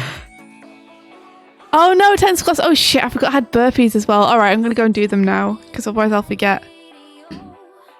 Alright, I'll take that punishment. Anger open. Anger. Okay. Alright. And then we have... okay, we got teeth. That's cool. We duplicate that and we make the teeth be the tears? Dog tears. And then we call this tears. Cool. And then we go into emote sadness. Oh, and then we change this, I guess, to sadness. Second one. Oh dear, it's not changed. That's okay, we can figure that one out later. That's a different thing, but we can at least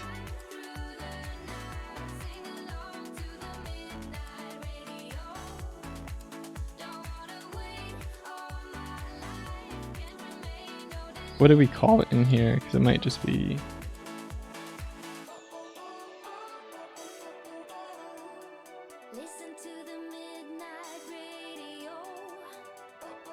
Okay. I did 6 burpees and 20 squats. I have 4 burpees left.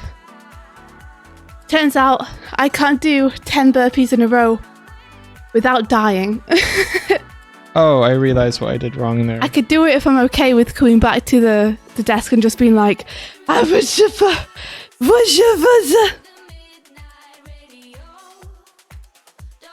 got Chroma from Ula. He says, what's the best curse word or sentence you like to use? I realised yesterday that in Norwegian, saying piss me in the ear might be an odd one. Piss me in the ear, that's great. I like really old-fashioned, rubbish, lame curses. Like duck soup or, oh, poppycock. What's a burpee? The way I do burpees, you jump up in the air with your hands above your head, and you go straight from that into like a squat, and then backwards into a press up, and then back into the squat, and then back into the jump, and you do them continually. Like jump, squat, press up, squat, jump, squat, press up, squat. I don't do a full press up though. I just go into the position of a press up. And it's, yeah, nothing to do with burping. I'm not quite sure why they call it a burpee. They're just like, they're very hard to do a bunch of them in a row. Because they're really tiring. They're pretty intense.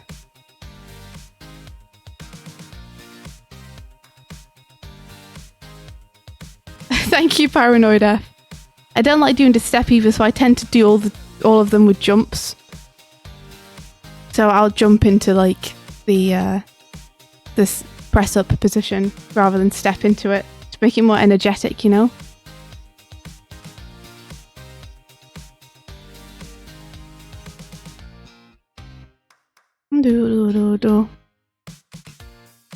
Yeah, they're good for getting your heart rate up. They do a great job at that. Which is real good. Is it worth it? Yeah. I guess it's worth it to like have a healthy body, right? Which at the minute I don't have. It's worth it to get my heart rate up for sure. They are like painful to do. They do kind of suck.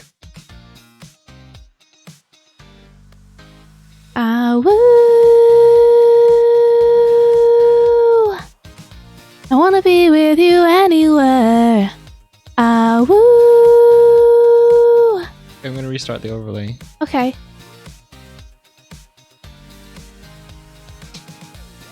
Fucking Starwalker is everywhere. He's the original Starwalker. Favorite curses, Doig? What's your favorite curse? Fuck. I like shit. 'Cause I can say it like that.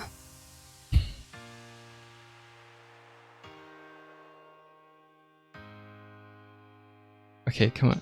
Anxiety. Nice resting bones. Very good. You assumed that was a toggle and that wasn't just like delete everything. Anyone who would like the name of the song are in the top right corner. You can see them.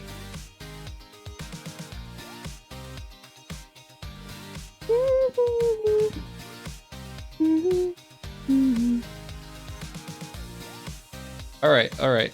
Here we are. Here we go. Give it away now. So hopefully this has fixed my teeth when I smile. Oh. Yep. That's fixed. I don't like the way my eyes wibble though, No, so that's either. gonna have to go away. That's gonna have to go away real fast. I also don't like that. Like a real dad smile, isn't it? Like I just cracked a fucking joke. Give me a dad joke to tell. A man walked into a bar and said, ouch. A man walked into a bar and he said, ouch. He said, ouch. Okay, I wish to rage. I wish to rage! Oh! Speaking of which, on the subject of giving you guys a bunch of really cool recommendations for things to watch, who has watched The Legend of Vox Machina? Rah, rah, rah, rah, rah, rah, rah, rah, rah. Oh wow, they're not talking anymore. Okay, cool. I need to go fix that then. The first 3 episodes are currently out on Amazon. And it's really good. It's really good. They've done a great job. It's exciting, it's funny, it's charming, it's great. It's great. I was not thinking it was going to be as good as it was. It's great. They did an incredible job. Shows like that are not easy to write or do. Like, the physical comedy lands. The characters are like super likable. The writing's really fun. The pacing feels really good.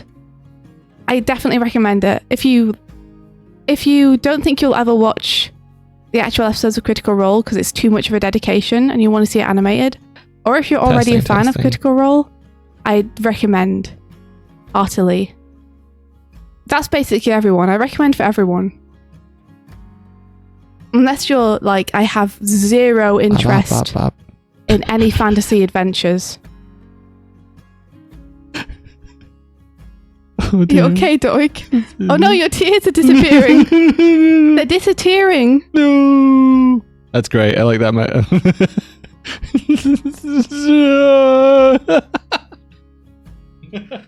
Alright, okay. I got a couple of things I need to fix, I guess. Doig be like, sad, angry, sad, angry, sad, angry, sad, angry. Okay, one thing I need to fix is that,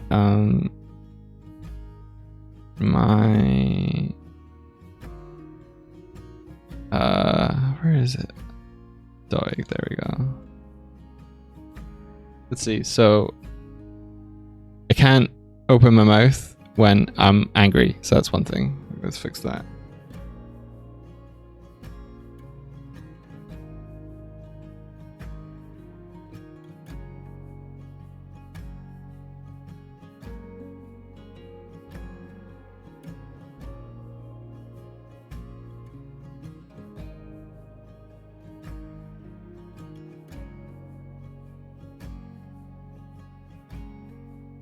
Okay. Cool, that's that one. And I can't, my mouth is just continually opening, but shifting to the side on this one. Right, okay.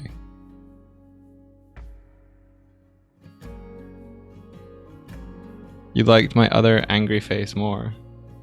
Well, this angry face is actually just a, I can open my mouth, but it's just not yet. And the open mouth is just a placeholder because it was just getting it working, and I'll shape it in a bit.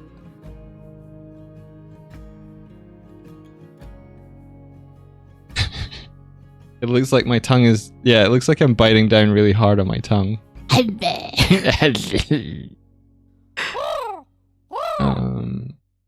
Alright, so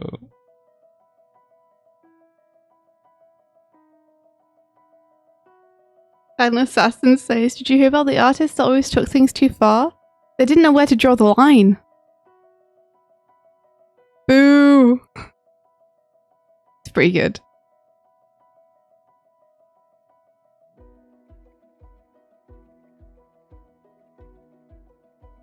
Ooh. Do you have any meetings today, Doig? no, I don't. You don't?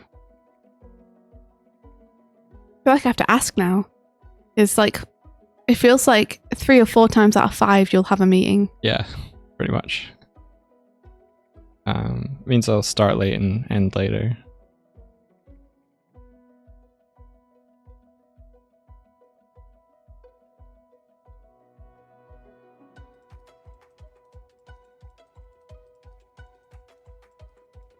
I need that satisfaction of a win.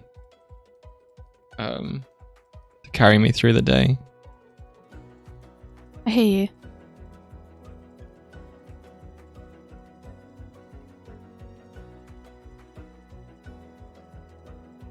What's the colour thing on the side of Doig's screen? It's for picking and switching colours, but I don't know what it's called. Colour picker? Oh, when I'm in Blender, that's just the texture. Texture for me. Black colors, except for the gradient on my face. Texture map.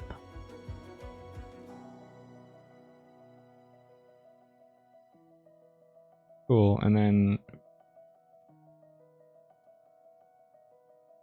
Have a good morning, Ben. Have a nice walk. I can get no satisfaction.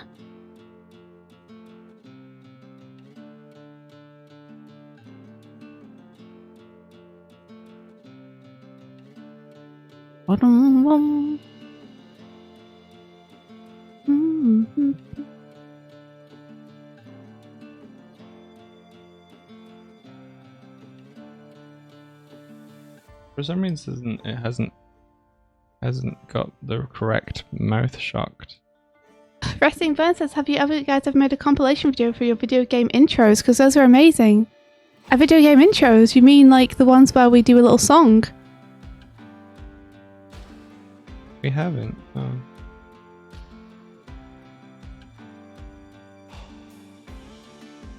That's lame. Why is this? Why is this? I guess we didn't think there would be that much interest in it, you know?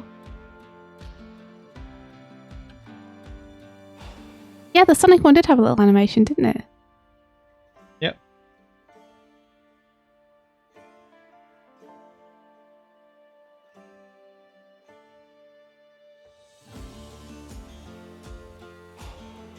See, this is broken.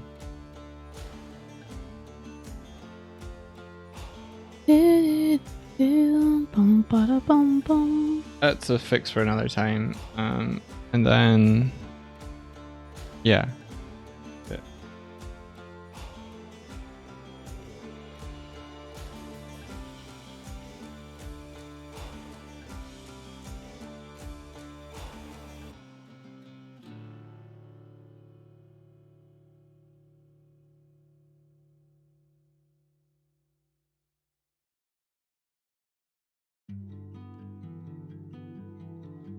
How are the moving plans going?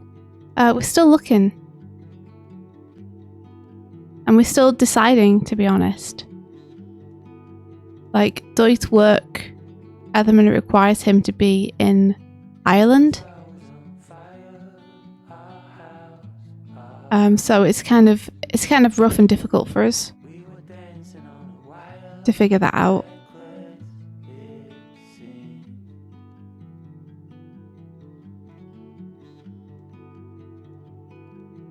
The Sonic 99 video got recommended to you yesterday. It did? Oh, awesome. That's awesome. Heck yeah. Did you watch it?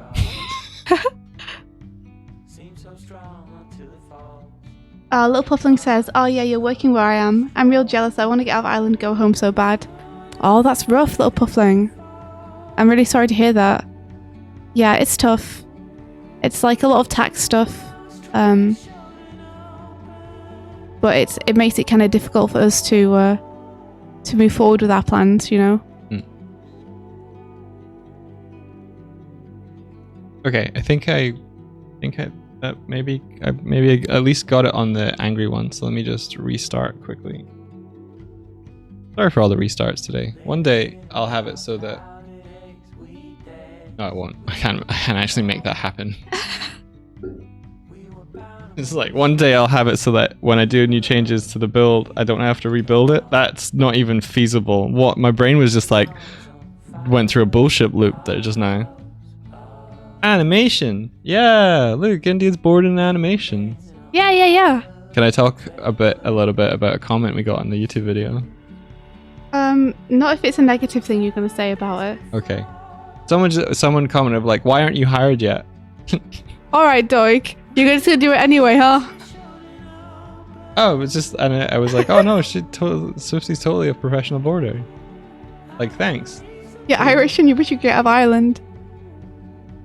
Ireland's prices are just so high. And I would really like to be closer to my family.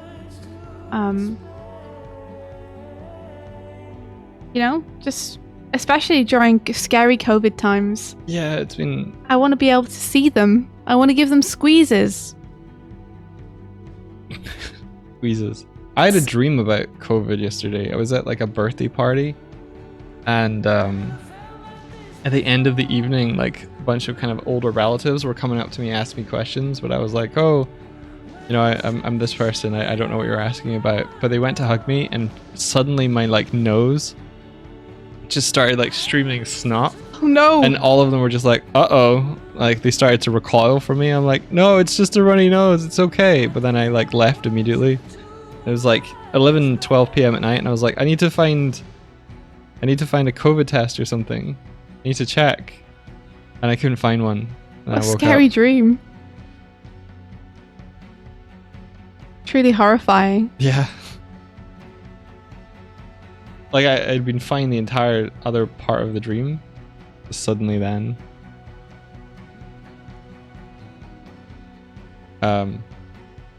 Oh, yeah, cool. The overlay's back. Oh, fuck me. Oh, you just immediately... We're setting up the controller. It just fucked up. I moved the controller and it just fucked up and I can't stop running.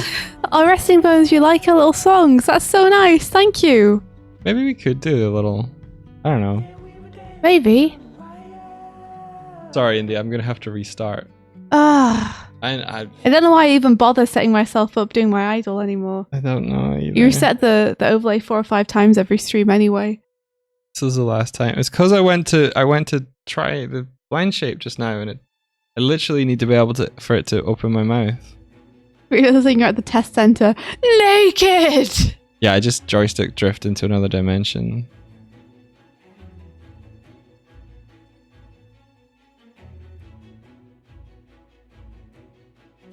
COVID dreams will be the new school exam dreams, probably.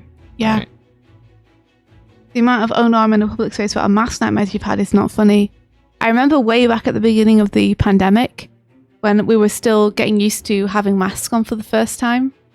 Well, this is just my life now. What's going on with me? Are you just like wow? I don't know, man. I think Unity barked because I don't stop running. It's time to end the stream anyway. This is what happens. This is what happens. Where did our Nights and Bikes playthrough go? It's on the Let's Play channel. We unlisted a lot of stuff. But oh, it's playing through. Okay. So they're still available. They're just not available on the main channel anymore. Because we essentially want to clean it up. Because the main channel was meant to be an art and animation channel. And it was getting really overcrowded by Let's Plays.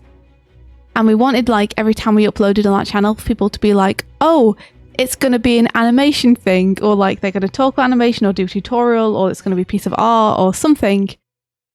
Rather than, oh, it's going to be another Let's Play. So we unlisted all the Let's Play videos from our main channel. And we've listed all the playlists on the gameplay channel, so you can access more from there to try and clear some space on our main channel and make it look a little nicer and a little easier to navigate. So they're still uploaded to thank you, that's going to be really easy. I needed to go to the play channel. So they're all still hosted on the Doig channel, but they're unlisted. So it's...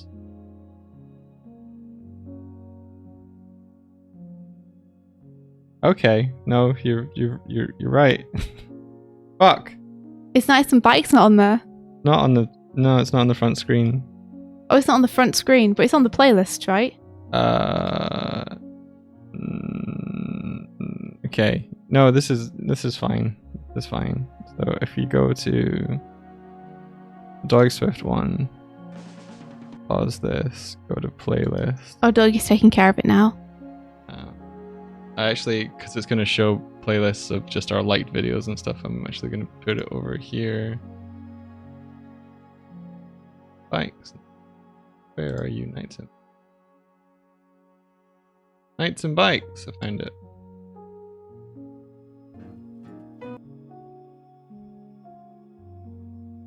Here it is. But I'm considering doing like a whole bunch of like uploading. Doig is considering re-uploading them. Yeah. But I keep telling him, maybe chat, it'd be nice if you weighed in here. Let us know what you think would be best. Doig wants to re-upload them. I think that would be a huge waste of Doig's time. Since we made them so long ago anyway, they're already up there as playlists. It feels like natively re-uploading them would just be a lot of time and effort that Doig could be spending doing something else. Like working on the animators or doing a new Let's Play with me. Yeah. Like, I feel like even though they might be a little easy to find on the main gameplay channel, if we are putting up new gameplay videos anyway, then Yeah. just feels like it's going to take you a lot of time to upload hundreds and hundreds of episodes with thumbnails and descriptions and tags. Again, when you've already done them, but just decided to unlist them. I think what happened is that Doig unlisted them for the reasons I gave you, and then maybe regretted it because he saw the dip in views on the channel. Oh, they can't be discovered anymore. They can't be searched for anymore. But I think this is a choice we made. This is what we knew was going to happen. And we chose to do it anyway, so we should just roll forward with it. I think it definitely makes the main channel easier to navigate. Yeah. I think what I'll do though is I'm gonna make a playlist of playlists on Doig Swift Play that has all of our series. Yeah. And that way it'll be easier to find. I wouldn't want to nominate a volunteer video manager to re-upload it, just because that's so much work. That would take so much time. Like, I don't want anyone to spend their life doing that when they could be doing something more exciting, like actually relaxing or making their own stuff or just like chilling out. I think for series like Untitled Goose Game and A Short Hike, we should re-upload those. That's what? Was there 6 episodes or something? Yeah, there's like 8 episodes and 3 episodes. We could shift those over. Yeah, you could if you want. I think you'll get a few people who are a little disappointed when they go to the gameplay channel and they're like, oh, finally an upload. And it's like, oh, it's Goose Game. But that's been on the front page for a year now already. Oh, it's just a re-upload of the thing they already have on the front page. Okay. I guess so, but like... It's work time, effort, and money. It's in some cases that we put into things that, like, no one is going to see this unless they scroll down and go, oh. Like, the whole part of putting stuff on YouTube is that people can hit it with the search. But we knew that when we decided to do this. I know. And we're okay with it then. And we're okay with it then. Like, this is the choice that we made, was to do it this way. Like, so long as we're uploading new stuff, I don't think you need to worry. And we've got a bunch of stuff in the chamber that's ready to go out. We just need to get ourselves together in publishing it. If I were to go and upload them, would you stop me? I wouldn't stop you, but I would be like, man, you could be working out multiplayer right now. You could be like doing a tutorial. You could be just working on the overlay. You could be, relaxing. You could be doing anything. And instead you're re-uploading something we uploaded 3 years ago. Yeah, a Waltz Wolfgang. That's the reason we split it out, is because of that. Mm-hmm. Yeah, we felt like the Let's Play content was outweighing the art content on our art channel, and it was making it difficult to find the art stuff. And also, when notifications were coming in from that channel, it was mostly for Let's Plays rather than art stuff for people. Yeah. Whereas we really want, every time we upload something on that channel, for people to be like, oh, it's going to be an art thing because it's an art channel. I agree. I'm not saying not to do that. What are you talking about? Nothing, I'm just explaining it further. You okay, Doigles? Not having a great day, no. I don't. Me either. You only got up like an hour ago. It can't be a bad day already. No! Let it go, Doig. What if I gave you a huge hug? Here's the thing, though. Like,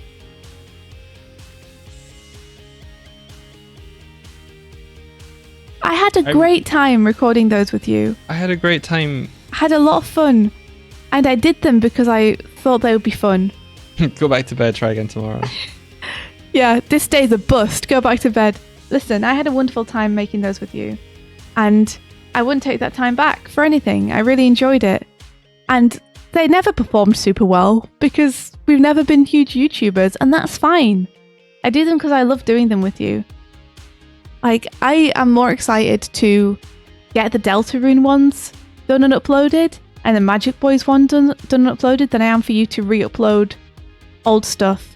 Because I think potentially what would happen is you'd re-upload them, and then you would feel like that was wasted effort because they wouldn't get very many views, and you'd be like, oh, I've done all this for nothing. I don't care about the... Okay, here's the thing. I don't care about the views. Then why do you care? Because no one is able to stumble across something that they might enjoy. Like, we have made a decision that prevents people from stumbling across something that they would have otherwise found. Okay, well in that case, the way to have them stumble across it is to upload new content so that people can find the channel. And then they'll stumble across it because it's all on the front page. Okay. There you go. But if we look...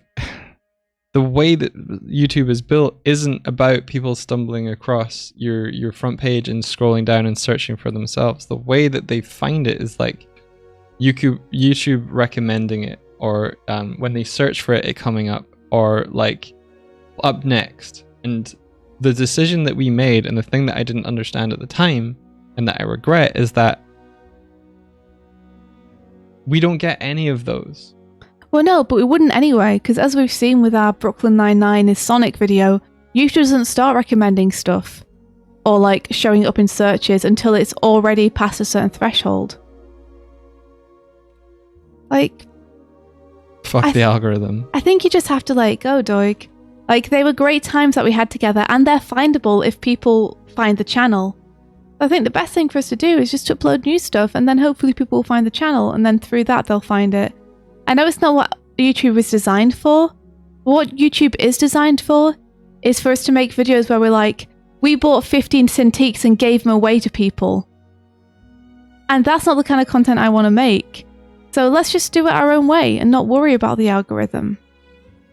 Like, we weren't doing this to make money in the first place or to get views. So it doesn't really matter to us. But what if the previous content can help bolster and... Like, this is me looking forward. This is me looking forward of like... Right, Ula? You'd watch that video, wouldn't you? Just to be like, how the fuck did you buy 15 Cintiqs, India? That feels like what it all is, though, nowadays. Like, for the biggest YouTubers, it feels like it's all about, I spent a lot of money on this, and now I'm giving money to my subscribers. Yeah. Sorry, Doig, continue. I was just responding to Ula. You were saying something. I feel like it's a lot of legacy work that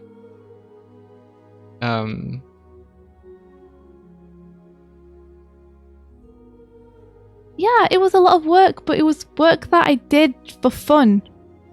It wasn't work that I did because I saw it giving us a great return down the road.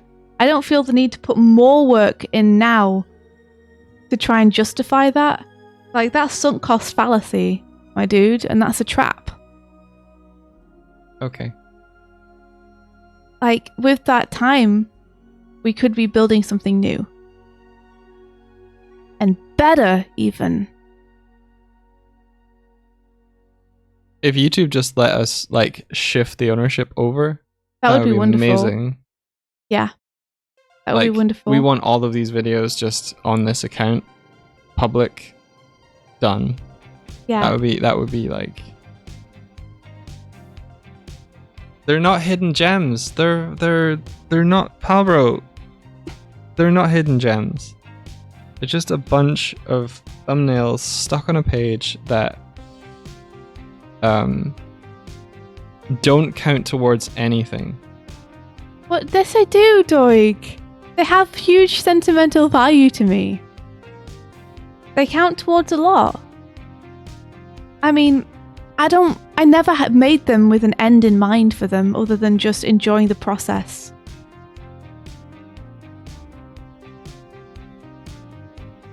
like, your option is to have it like this. You know what? If it's making you sad and feel this way, then yeah, go ahead and re-upload. Because if it's going to make you feel better, then it's worth it, right? I just don't want you to feel like you wasted your time if then it doesn't give you the return that you want. See, like, I had fun making them, but oh god. Markatoto! Hey, Markatoto! Thank you for raiding us! Look, you've got a little Jellycat captain, and you can say things, and the Jellycat captain will say things. We're still working on it. Before you get blown up. We're still working on it, but it's gonna be cool when it's done. Oh, you're dead. Yeah, we're gonna make you invincible as well. You'll go down with the ship, as a good captain should. There's one left. Where the heck is it? Well, it's in the room now because they won. Wait, what? Oh, they won. Yeah. Oh shit. What? They won. We didn't do it in time. Oh no. I can't move. So yeah, everything's broken today, Ma. Welcome. I hope you had a good stream. My mouth is broken. This is what it's doing. Doig is broken mentally, and we're currently talking about like reelsy stuff. Like, we're talking about our channel on YouTube and what we should do with it, because Doig is dissatisfied with the way the gaming channel's set up. And we're trying to figure out like what the best thing is to do. Doig is just broken. He's just running. It's all gone wrong, Ma. Wait, I fixed it. You fixed it? Well, I wish I was fixed. You want to be fixed? I'll fix you. Welcome, lone Jellycat who survived the raid. Yeah, we definitely need, if the raid wins, for at least the captain to be in here too. So basically, I'm just gonna hit this crow mail and then you can explain it. Is that okay? Yeah, go for it. Mondonut said maybe put the smaller ones into movies so they're an hour long or so and upload that as a Doig Swift Criterion collection. Mondonuts, that's not a bad idea. Like how the Game Grumps have put together, like the Game Grumps now, because watch time is so important on YouTube, have put together stuff like all of the Legend of Zelda Wind Waker Let's Play, and they've trimmed off the starts and ends and put it together as one continuous Let's Play so that people can just watch it and enjoy as a long stream. Anywho. Oh, so it's like one video that has everything. Yeah. Mar says, oh yeah, I get it. Real talk is good. Yeah, you came in just as we were in the midst of it. So go on, Doig. Tell us how you're feeling. So last year, or whenever, was it last year? Probably. Let's just say for sake of argument, it was last year. Last even year, if it wasn't. we split our content of our YouTube channel into 3. So previously we had our art and animations going on the same channel. Basically we had this one, and this one. We had our main channel. Do you want to just take the whole screen? Because I'm just listening to you. I'm not doodling at the minute. Yeah, okay. Yeah, so we had our main channel. I'll just click on it. Let's explain. Which is this one here. And what we had on this was everything. We had Let's Plays. We had we were streaming to it. So we had the VODs of the stream. And we had like our animation stuff. It was my great endeavor to make a YouTube channel where there was a balance of art and gameplay on it. And we had like games which had cool animated intros, and then on the channel we also had the making ofs for those intros, and you could see the intros by themselves, and it was like an art game mega hub. However, it was pointed out to us by some of our friends that this might not be the best idea for YouTube, especially because Doig was getting frustrated at the fact that it wasn't seeing a lot of growth. Like, we were putting a lot of stuff up, lots of gameplay stuff, but it wasn't getting a lot of views. And people were suggesting that, well, maybe because you have streams on there, and you have art and animation on there, and you have gameplay on there, like, people who are subscribed for the art aren't getting to see it because it's getting flooded out by gameplay videos. People who are there for the gameplay are, like, confused about what the channel's meant to be doing because there's art stuff and streams and stuff on there. The people who are watching the VODs, like, they're badly organized and you can't find them.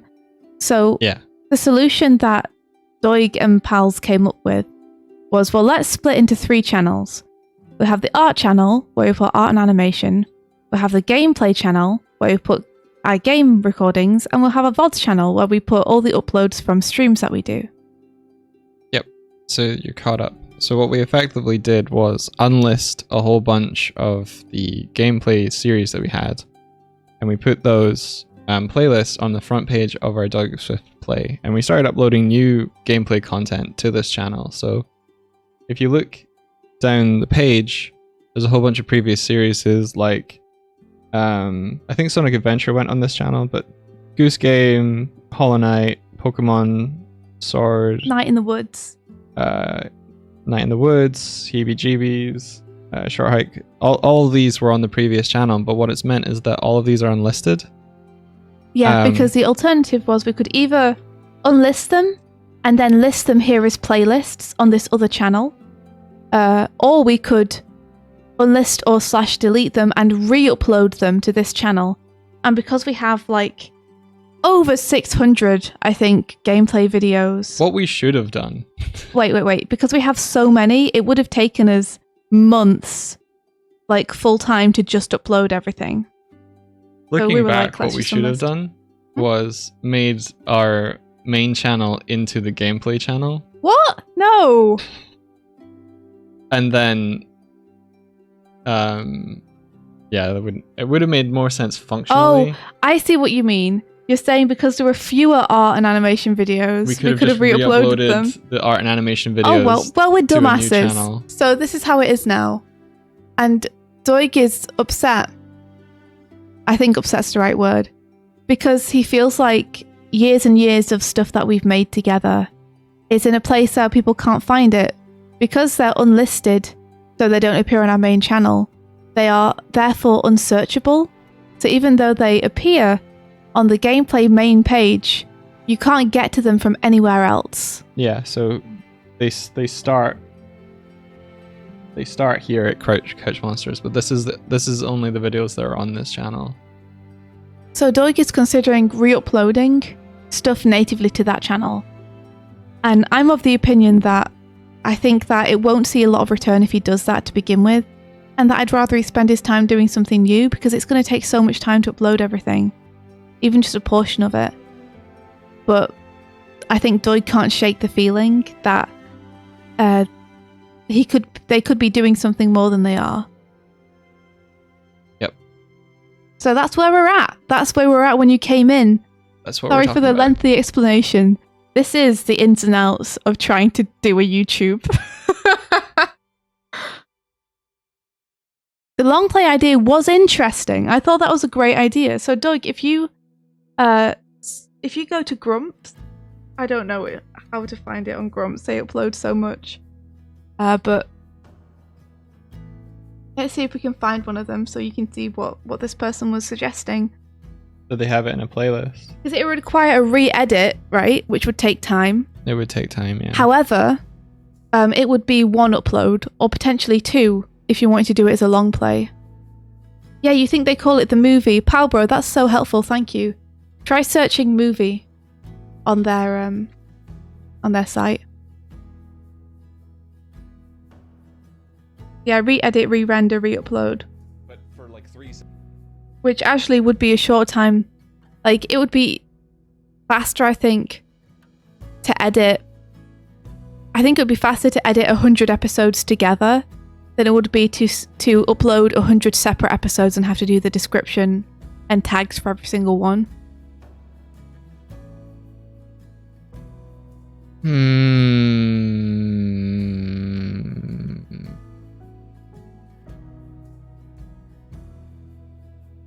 Oh, and they premiere them as well, I think.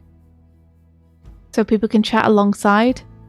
I think that's specifically like really good for Game Grumps, because the people who are watching the movies and chatting alongside one another are chatting about things like, oh man, I remember when I first watched this. Oh, this is my favourite part coming up. Like, there's a nostalgia attached to the Game Grumps ones because the Game Grumps are big, you know? Yeah. Where people are like reminiscing about watching this for the first time. It would be so long. Like, the Knights and Bikes series would be, if we put it into one video, it would be so long. How long is this one? This is almost 5 hours. Mm-hmm. How much is the Wind Waker one? Did they have a Wind Waker one? Mondo Nuts said the Super Beard Bros will split the movies into chunks if they're long, so like 5 episodes per movie, so it's about an hour long. Yeah, 7.5 hours. Yeah, the thing about this is that who's likely to watch that whole thing? Like, I don't know. Okay, Doig. fuck the algorithm. My thought is like if you're doing something and someone's watching it but they don't watch the whole thing, YouTube takes that as a kind of like, this isn't that great a video. So if we do this and people are like, oh, I like this half hour, but then they close and go away, then that's like, oh, they only watch half hour of this. They only watched 5% of this video. At the same time though, Doig, if we're talking about the algorithm, it's geared towards rewarding people with longer watch times. So you can make shorter videos, but that doesn't solve your problem. Because YouTube won't prioritize those videos because they're shorter and it wants long videos. Yeah. Like, why don't you just try it with one of them? Why don't you make a short hike movie? Okay. Or Goose Game movie and just pop it up. I'm up for that.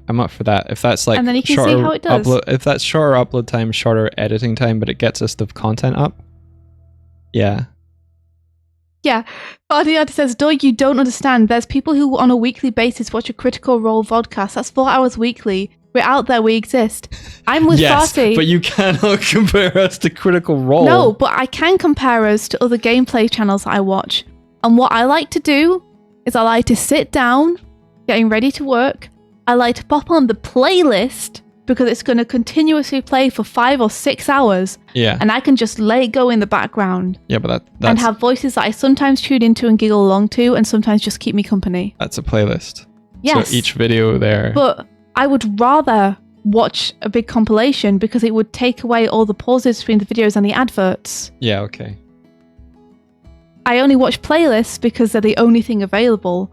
I would 100% and probably will go and watch the Wind Waker movie. Just have something comforting on while I'm working. All right, okay. Because I'd rather that than get ads every 3 videos and have to listen to the beginning and end every time. Mm-hmm. Okay, so for a series that is like 160 episodes of like 15 minutes each, that's...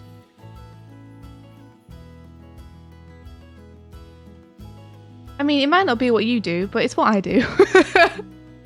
I like watching long form content, you know? That's a 40-hour video right there. So what? That's true. RJ3, that's me, says, I think another stick point is the two of you have different ideas about what the YouTube channel is for. It's true. I think Doig likes to see actual tangible returns on stuff. Whereas I am just in it for the lols. So I'm just in it to have a good time. It feels nice when a video does well and I enjoy that and I like it and it's great. But I never expect it. Here's the thing. Okay, 4 years ago, right? 4 years ago! On this very day! 4 years ago, the Night in the Woods Let's Play. For a period of about 4 to 5 months, we uploaded 2 episodes per day. So for 4 to 5 months, I was editing videos for that Let's Play. I think that was me. That wasn't you. That Wasn't was it me me to begin with because it's the first one we did? No. I think I was doing that one. I thought you were Hollow Knight. I think I was both of them. When we first started, I was the editor on them. I don't know. I think we had the same discussion like 3 days ago. Yeah, I just didn't correct you. You just didn't correct me. No. Are you sure? Because I remember editing them. I remember being like, where should we end this episode? I think I'll just cut it off here.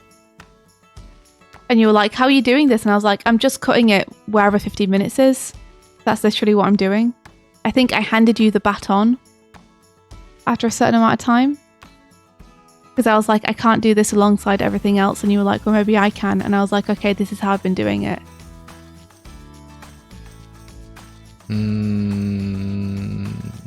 Okay. Anyway, that's neither here nor there. Maybe. And that was a lot of time, and it hurts to feel like that. I don't know that is just for the lols fun out there, because I didn't do that editing for the lols fun. I did it for the investment of thinking that we would build something that would be memorable and that people would come and find us, and that a lot of the stuff that I do with the mindset that it's building towards something. My ultimate goal is to be able to be self-sustaining and for people to be like, Doig and Swift make cool stuff. I want to like see what they make next. Yeah. And if we're only moving forward and continually making new stuff, it feels like starting again. It's not starting again, Doig, but it's like, it's just easier and more exciting to do that than it is to lament constantly the fact that the previous stuff should be doing better and isn't. Like, I don't want to spend my life living in the past 3 years. Neither do I. You know? And I also like to build towards something. I think just what we're building towards is different. Like, I think what you are building towards and what I'm building towards are two different things. Like, because to me, I achieved what I was building towards, which was, I think we made a really cool Let's Play, which was really fun and special and had lots of hidden stuff in there. And I think the people who watched it really enjoyed it. Mm-hmm. And that was what I wanted. And that was that moment in time for you. Yeah, so I feel really satisfied and I'm happy to move on from it. But I think it didn't achieve what you wanted. And so you're still feeling like there's something left to fulfill for you there. Maybe. Like, I'm still really proud of that Let's Play. Okay. I think doing a Night in the Woods movie would be really dope. It would have to be many multi-parts. It would have to be like 7 parts or something. Yeah. Yeah.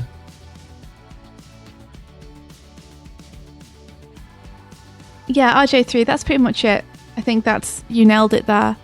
But Doig, if it makes you really, you know, if it is upsetting to you for it to be in this state, like, I'm okay with you re-uploading stuff if it would make you happy, because if it's gonna frustrate you, I'd just rather you be happy, dude. Yeah, me too. There is a part of me where I feel like if you reinvest more time into it and it still isn't found and it still doesn't perform well, that you might be even more annoyed. And I don't want you to fixate on this. Yeah. Because there's so much stuff we have right now in the pipeline that we could be doing that's cool. And like, if you put the time into finishing that rather than trying to get these old things up again, then we could finish it sooner and put it out sooner. Yeah, it's very true. That's all. I just don't want you to become fixated on something that doesn't bring you anything but bitterness. Oh, the life. Perry.Rose, thank you so much for the subscription.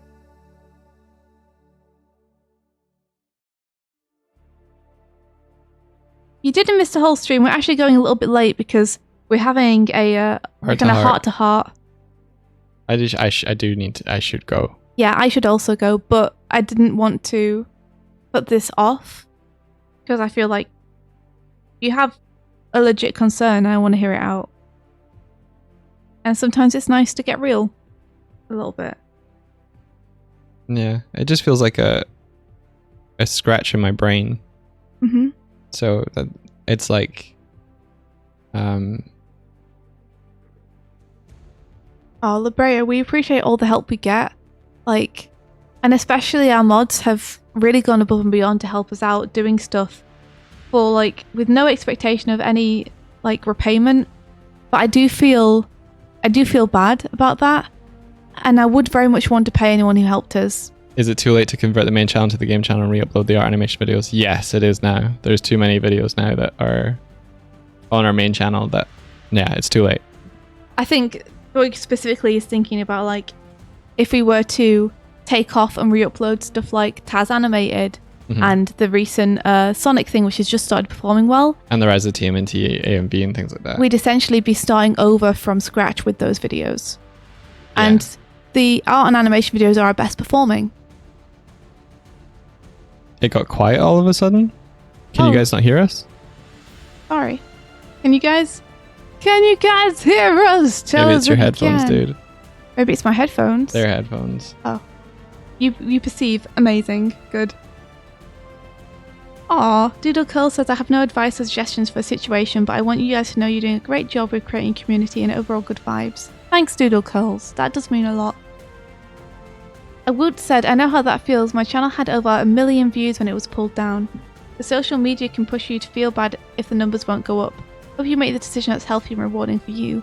Woot, what happened? Why did the channel get pulled down? Was that a choice you made because you wanted that, or was it something that happened against your will?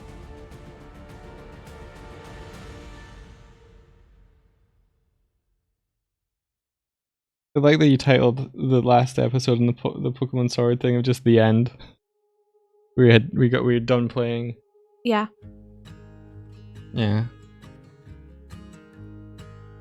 I don't know what's up with me mentally today. We all have days like that. It's fine. Like, don't push yourself to be okay. It's perfectly fine to not be. You can feel like this. You know, I wish there was something I could do though to make you feel like it will be better in the future, or to give you something actionable.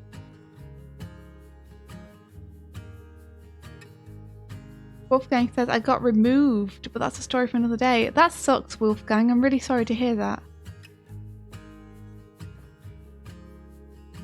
I really should go now though.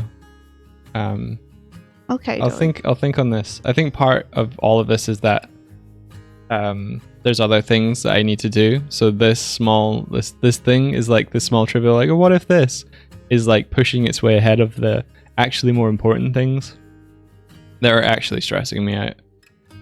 And yeah, I think this is a cover story for all of that feeling. I think you're running away. Yeah. From the stuff that is actually scaring you into something that you feel that you could fiddle around with. Yeah, like I can solve this kind of thing. I think that's what it is. I could go and upload all these and it'd be really good for our channel rather than doing this other stuff I actually have to do. Yeah. Yeah. I think that's what it is. Yeah. I'll get some breakfast or food in me and then have be some good to go. Have some food. Some food.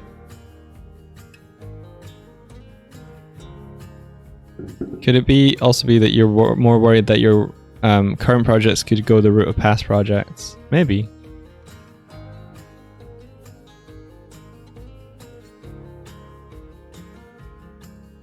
I just feel like it feels like you're always trying to swim up towards the surface of being like discovered, you know? And that's part of why comments that are like, you guys are so underrated, hit me like they do. They're like, you guys are making great stuff, but no one is seeing it. And that's how it hits me every time. That's why I don't just laugh it off or shake it off. That's why it internalizes of like, well, I made this choice to do this. And now all of the stuff that would get us kind of like all of the new people finding us aren't finding our past. You know? But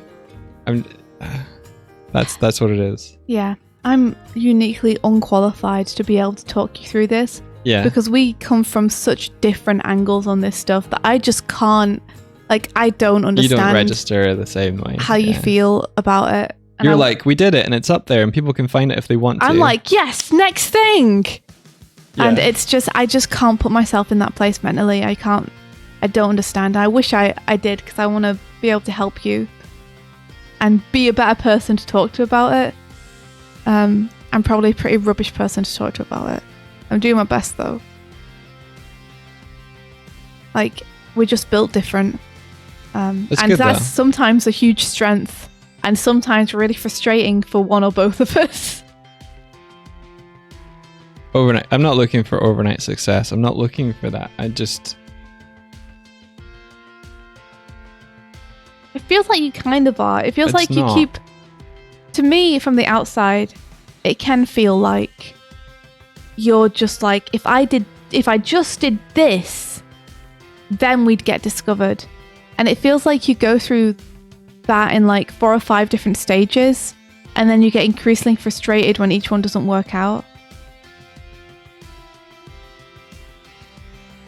It's like, you know, oh, if we just put it onto this channel, then we get discovered. Oh, if we just re-uploaded it, then we get discovered. Oh, if we just put it into a compilation, then we get discovered. Oh, if we just, you know, use tags or keywords or changed our titles, or, and I'm sure some of that helps, but it's a big game of luck in the end. You just have to make stuff that you think is cool and that you're proud of, and then hope that Lady Luck is on your side when it comes to who sees it. You know, if you have the cool stuff, then when people do see it, hopefully it'll take off. But Yeah.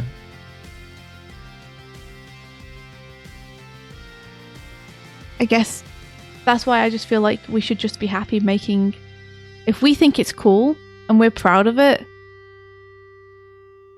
then I think that's pretty great. That should be enough. No. Not necessarily. Like, that's enough for me. But that's not to say that everyone else should be like me. That's just like my prerogative.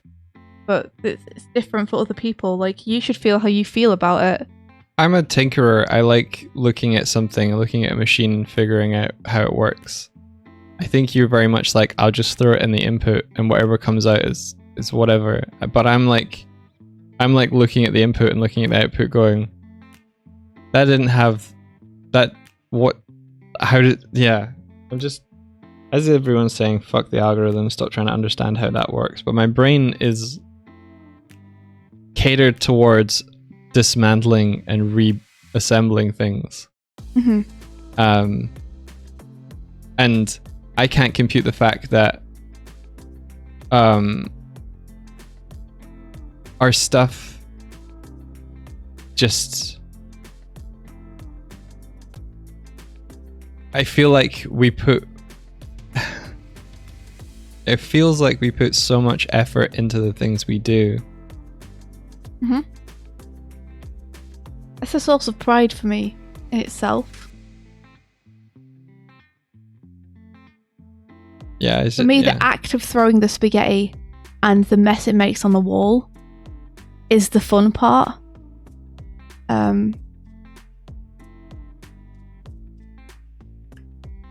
Yeah, I mean, it's always been like that though. It's not always like necessarily like...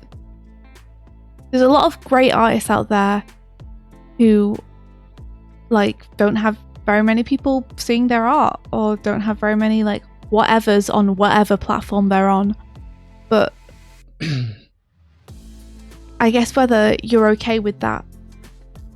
Okay, so I have a tangible example and I'm going to use it from way back. Someone put our content on their channel and got 500,000 views. And we put it on our channel and it's nowhere close to that. That's frustrating. That to me tells me that something about what we've done is... Oh, dude, no, that's the luck. I know that's the luck, but that's the source of my frustration, is like... That's like, they put it up, you know, at the right time to get searched. Lots of people looked at it. Grew up a year later, just... People had already seen it, you know, who were going to see it. It's just... Like, it's hard to predict that stuff. No one can really do it. But that's it. That's the puzzle. That's the thing of like, well, it's one thing if you were coming at it from like, well, you just have to make better stuff so that people like it more. But when you've seen tangible evidence that your work, I think this is just the culmination of several years of putting hours and hours into someone else's content and still living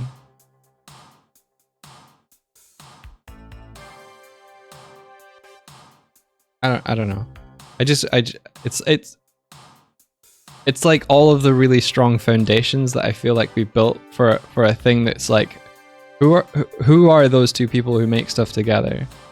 It's like whenever we build a really solid foundation, we give it to someone else and then they like use it.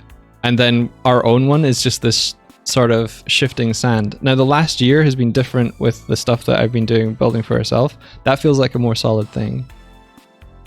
I don't know. That's just where my head is. Yeah, everything with the last year on streaming, this has all been you, Doig. Like, I have supplied ideas, but that's about it. You've built all of this. I think it's really hard, Doig. It's not something you have control over. I think that's the problem, is that I see you beating yourself up over the fact that it's not doing what you want it to do. And you seeing the fact that it's not doing what you want it to do is something which is a failing of you and us. And it's so much of it is up to luck, and so much of it is up to factors we can't control. Like, we can absolutely put ourselves in a good position to, like, you know, I don't know, capitalize on it when it and if it happens, but it's really hard to know, like, when anything's gonna do well or not do well. It's really tough. Like, yeah. You need momentum. Like, YouTube is constructed to push people who already have a lot of views into getting even more views. Yeah, but that channel that put it up had a handful of subscribers, and then they got like... Yeah, and that was when, you know, that's the look that I'm talking about. Yeah. It's like they got lucky. It was the Night in the Woods animation. They put it up, it got 500,000 views, then we asked them to take it down. You know? Because people started coming to our channel and saying, hey, you stole this. Yeah, that's when we drew the line. I was like, I'm okay with people just seeing it and enjoying it. But when people started coming to us and saying, you stole this, I was like, okay. It was only 2 or 3 comments, but I 2 was or 3 like, was 2 enough. or 3 is more than you want of people thinking that you stole something that you made. That's 2 or 3 people that commented. That's the thing that bothered me, was like, oh no, now it's our reputation and there's lies going around and I'm not into that. But my point is, Doig, I don't want to say to you that it wasn't a bot. It wasn't. It was a person. It was genuine. It was genuine views. Mm-hmm. It wasn't someone who posted a lot either. Listen to me. I don't want to say to you that it doesn't matter what you do because it's all luck. Because I do think it matters. I do think you can put yourself in a better position. So I do think that the work and thought you're putting into it is going to pay off. But I also think that you have to make peace with the fact that a lot of it is complete and utter luck. And so don't beat yourself up if you feel like you're doing everything right and it's just not happening, because you could very well be doing everything right. You know? I'm sure that if we ever got a bunch of views and a bunch of subscribers and then that started steamrolling up the hill, you'd be like, oh, finally we're doing it right. We started doing it. And it's like, no, you haven't started doing it right. It's nothing to do with what you're doing. It's because now you've got over X number of number. YouTube is like, oh, number, now I push. There's limited control we have over that. You know? I think a lot of people are like, oh, this works because they see their channel expanding and they don't realize it's because YouTube's only pushing it because it's got a certain number of views and not necessarily because of the techniques they're using. There's the same person with fewer subscribers could use those techniques and not get anything out of them. Yeah. So you have to kind of make a bit of peace with it. Just do your best. All you can do. Make cool stuff. Be fucking proud of yourself because you're making awesome stuff. And be ready for if it ever does happen, but it might not. It's rough. It's a tough world if that's what you're after. Yeah. I'd care much more if it was my full-time job. But it's your fun hobby. Mm-hmm. Yeah, yeah.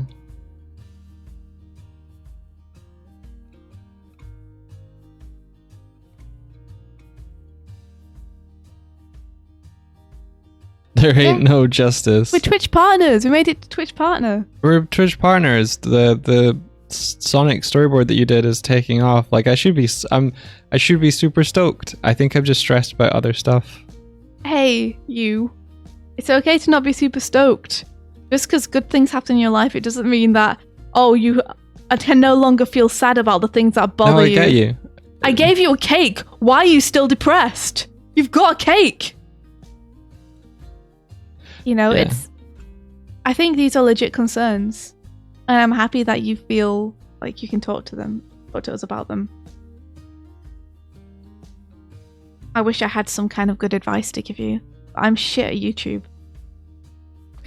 You're not shit at YouTube. I am. You're just like putting videos and not caring about whether people watch them or not. And I cannot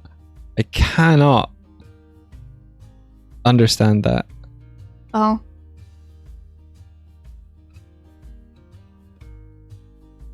I mean, I'm always really happy if they do well, but I just never really expect it, so it's not a surprise if it doesn't. I'm not comparing myself to others. I'm simply looking at the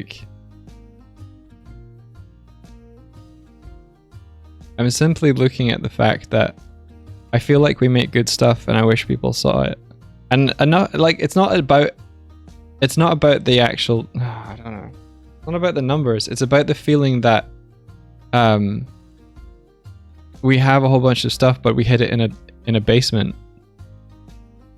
Like that's the feeling that I think you're worried that when I take it out of the basement no one's going to look at it anyway. But at least I'll know that it's not in a basement somewhere. Like I chose to not lock it in a basement. Will you really be okay? Will you really be okay with all your stuff out on the front yard in your yard sale, watching all the cars drive by and no one get out and come over? Yeah. You really going to be okay with that? Because if you but at are, least I know it's out there. Will that not be more of a torture to you? The fact that people are still not coming to check it out, even though it's right out there.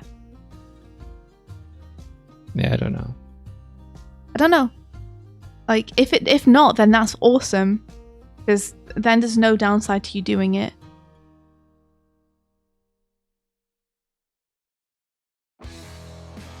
Yeah, I think long play is a good solution. Because it's like a remix, right? We're not just re-uploading something. We're like, here it is in a more convenient way for you to watch it if you wanted to binge all of it. Yeah. We wouldn't be able to do that with the Pokemon Sword series because of what you did at the end, unless we put those little endings in the middle. What did I do at the end? You had a little team grow between episodes. Oh yeah, don't worry about that. Cut those off. I'm not gonna cut those off. They're integral. They're not integral. They are integral. They're just a nice little thing at the end. They're not integral. I hate you. You animated them. I didn't animate them. You I drew them then. I did draw them. Oh fuck, man! We did a Nuzlocke, and India drew the team as it grew and got each new Pokemon. That was fun. And then deleted them when they died. Yeah, I sure did. I and made she them wants me fade to cut away. that. A compilation of those wouldn't be very good, to be fair. I don't think, Martina, because it would just be a picture with things appearing and disappearing for like 2 minutes, and then that'd be it. Horticulture. Do you feel like work only has value if it's perceived? No. I know it has value. I just know it's not getting perceived, and that frustrates me. I don't need people to look at it. Listen, to Doig, know that it feels valuable. does this make you feel it better? already feels valuable to me. No one's seeing it, and there's no point in having a YouTube video that no one can watch. Does it make you feel better? You're saying you're imagining all your stuff is like holed up in an attic somewhere where no one can see it, right? Yes. Now imagine you're a child and you go into an old house and you're like, what the fuck is this place? No, you don't, because you're a child. You're like, what the beans is this place? And you go up the stairs and there's an attic. This is the same logic of let's animate a minute animation and hide it at the end of a Let's Play. I loved that. I thought that was really cool.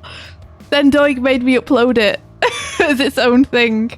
Well, I made you upload it as its own thing after that other YouTuber uploaded it and got 500,000 fucking views. Yeah, but I thought it was and really... then we uploaded it and put a whole bunch of like, this is how we made it into the video. And if you look at the analytics of that video, everyone stops watching after the animation. I mean, that's where we learned that people just kind of want to People watch don't animation. fucking care about how things are made. But I thought that was really cool that we had a whole minute-long animation at the end of our Let's Play that only people who watched your Let's Play knew about and would see. Like, it was a surprise for them. It was a thank you for watching. It is cool. And I thought that was awesome. I would have been super happy to just leave it there. It's a really cool idea. Yeah. I thought it was... Not for YouTube. Yeah, all 40 people who saw it thought it was rad, okay? And I thought that was cool. Where is it? We also put a bit where we animated a bit in where the main villain is revealed for the first time.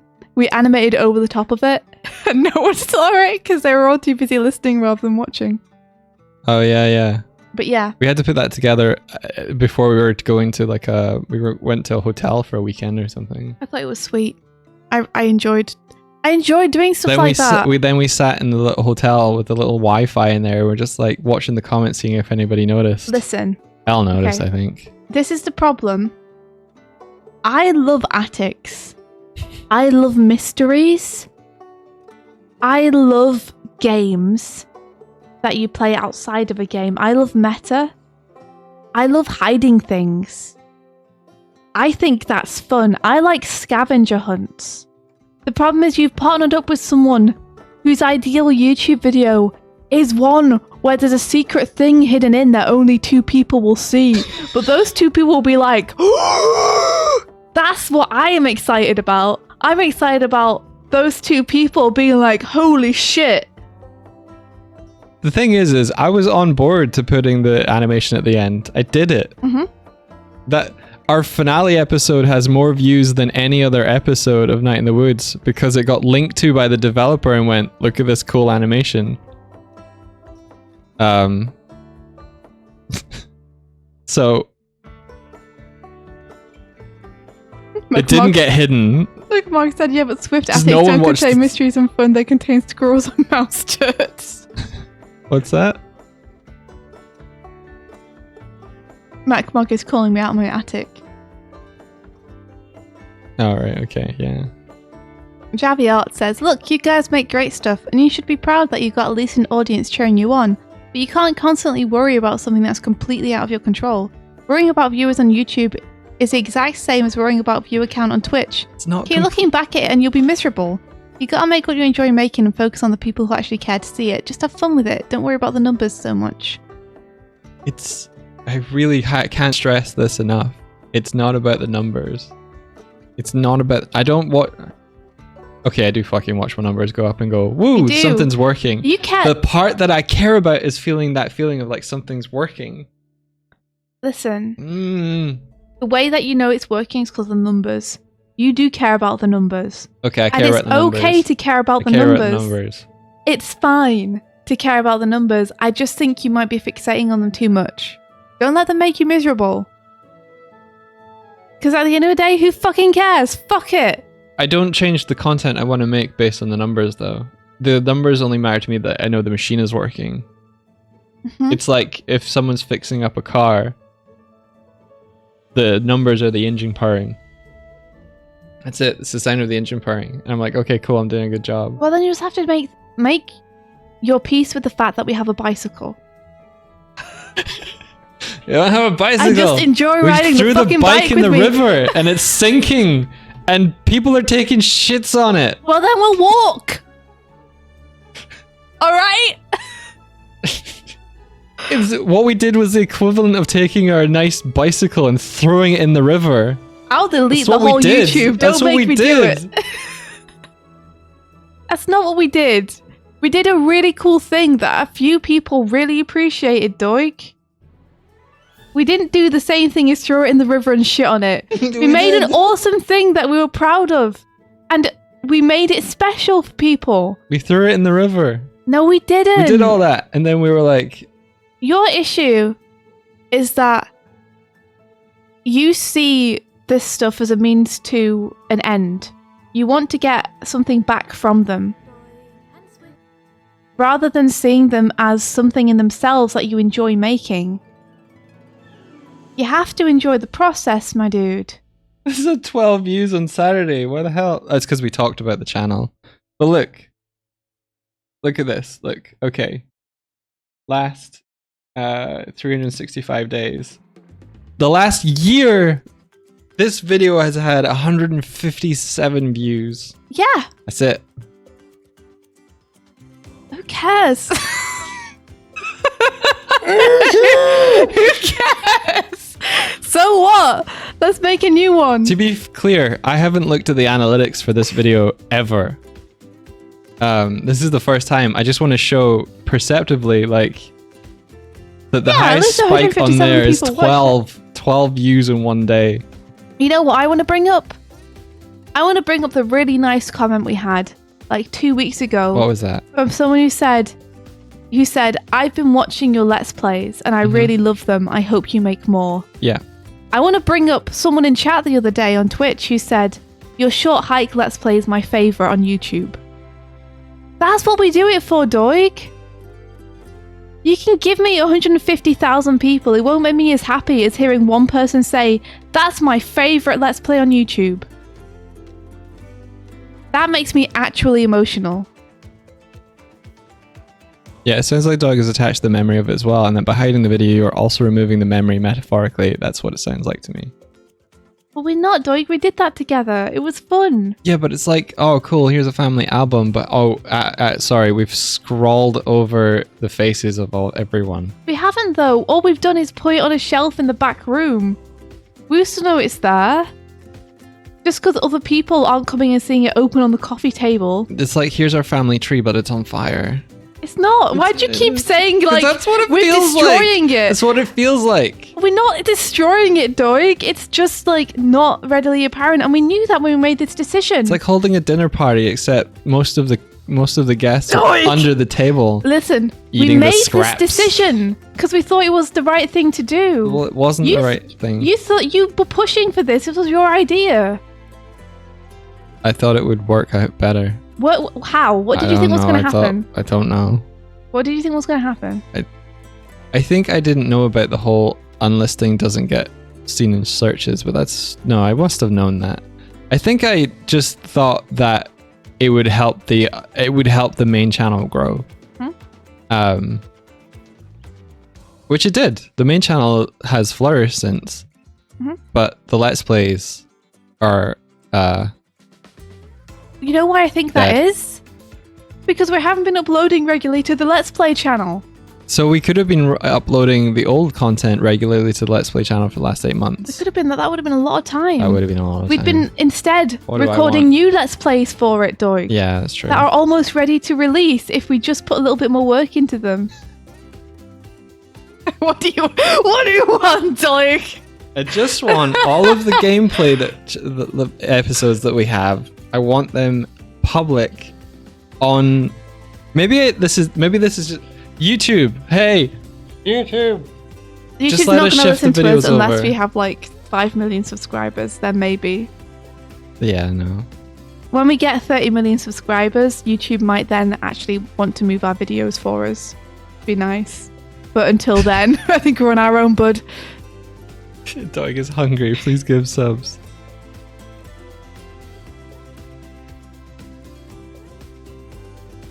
Look. Okay. Are you in analytics? I will come and slap your glasses off your face if you look at another analytics. Dig a little deeper. No, Doig. None of us care. Hang on. You're the only one. Hang on. Oh. I will strangle you, and then it won't matter because you'll be dead.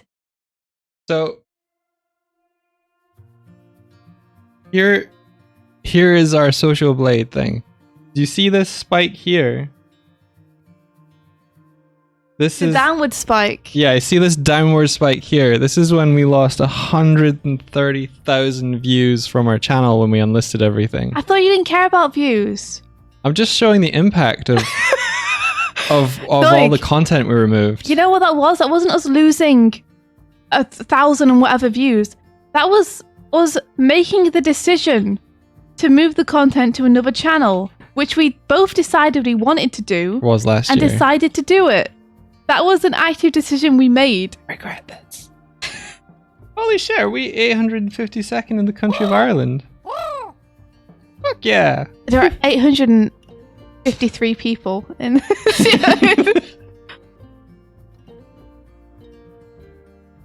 Look, Doig, listen. Everything is fine and awesome, and the more you look at the numbers, the more miserable you'll be. Oh yeah. You just gotta enjoy the ride, my dude. Hang on. I mean this in the best possible way. I will block YouTube from your browser. Okay. That's gonna help. Look how fucking cute this is. It is cute! Look. What? It's cute. Look. What? Look how cute this is. It's cute. Look at it. I did. Doig. Alright. Barely anyone's seen that. Who gives a flying? I'm gonna go and delete Me. it right now. I'm gonna delete that video from YouTube. Don't delete that video from YouTube. You can delete that video Do from not YouTube. delete that video from YouTube. Here I go. Here I go.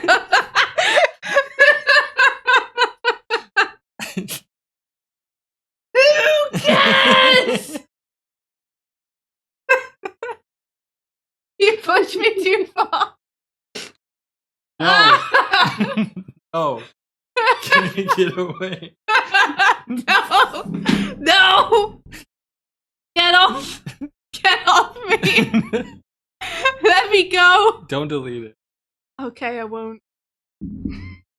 Don't delete it. I won't. Ouch. I would do bad things today if you deleted that video. I'm just saying, Doig. Like, if you want to re-upload them, sure, go and re-upload them.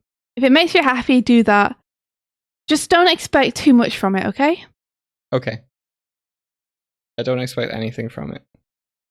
But I at least want to have the door open. The transience of art. No! I want someone to remember that Doig said that. And in the future, if Doig complains about views on the re-uploads, I want you to bring that up and throw it in his face. Resting Bone says, all I wanted was a compilation of these little cute intros. Why is this happening? Because you reminded me that all of the cute intros exist and no one knows about them. We know about them. I don't care about us.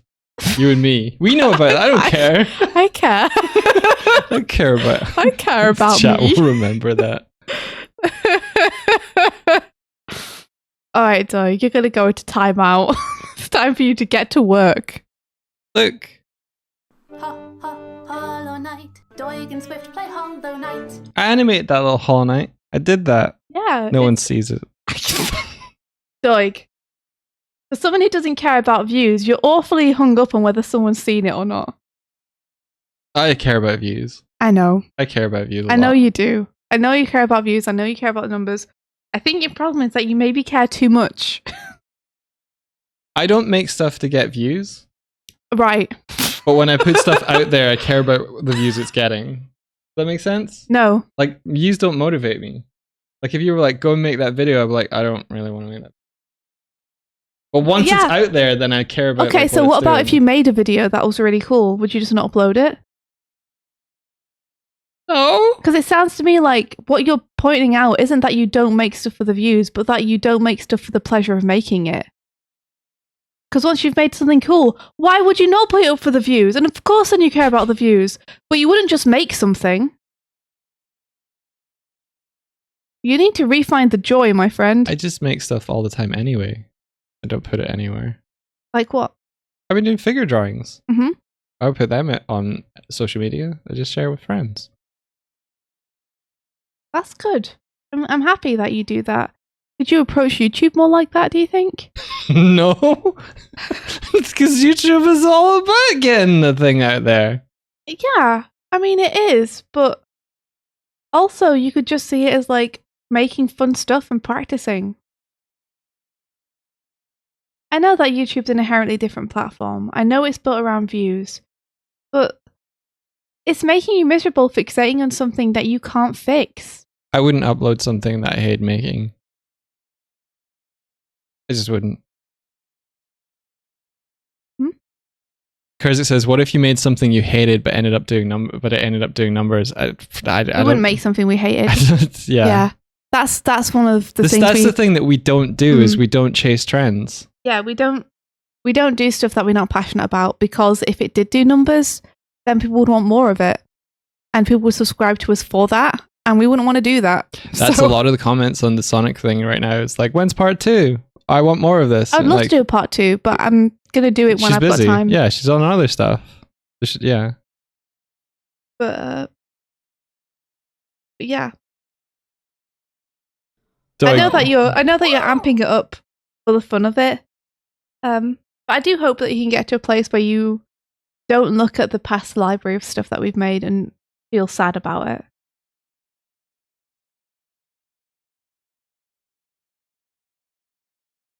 Like, I know you're playing it up for comedy, but also I do really hope that you can get to a point where that's like a good, happy thing for you to look at, rather than something that you feel has like unfulfilled potential.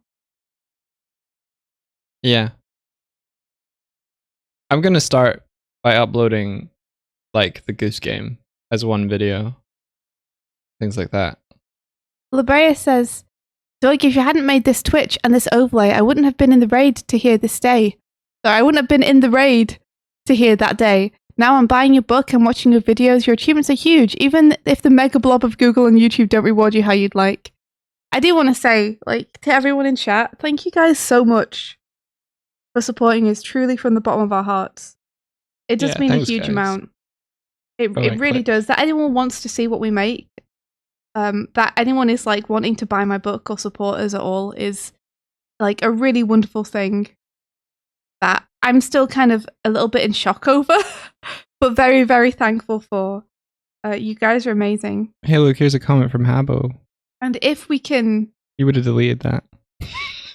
If we can do anything for you guys that will help you as well, then please let us know. Joy just silently left his desk, and I was like, oh, push-ups. We're all just a guy, RJ3.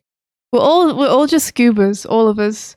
The only difference between, you know, us as scoobers and other people as scoobers is that we have a bird and bear avatar and we stream. That's it. You're waiting for Doig to drop compositing videos. Oh, really? Francis, would you be interested in that? What kind of videos would you be interested in him dropping, compositing-wise? There's 109 people watching me complain right now. Yeah. I'm sure people can understand that, though, too, because I think a lot of people here are artists or game developers or writers or animators who wish that their stuff got the recognition they feel like it deserves.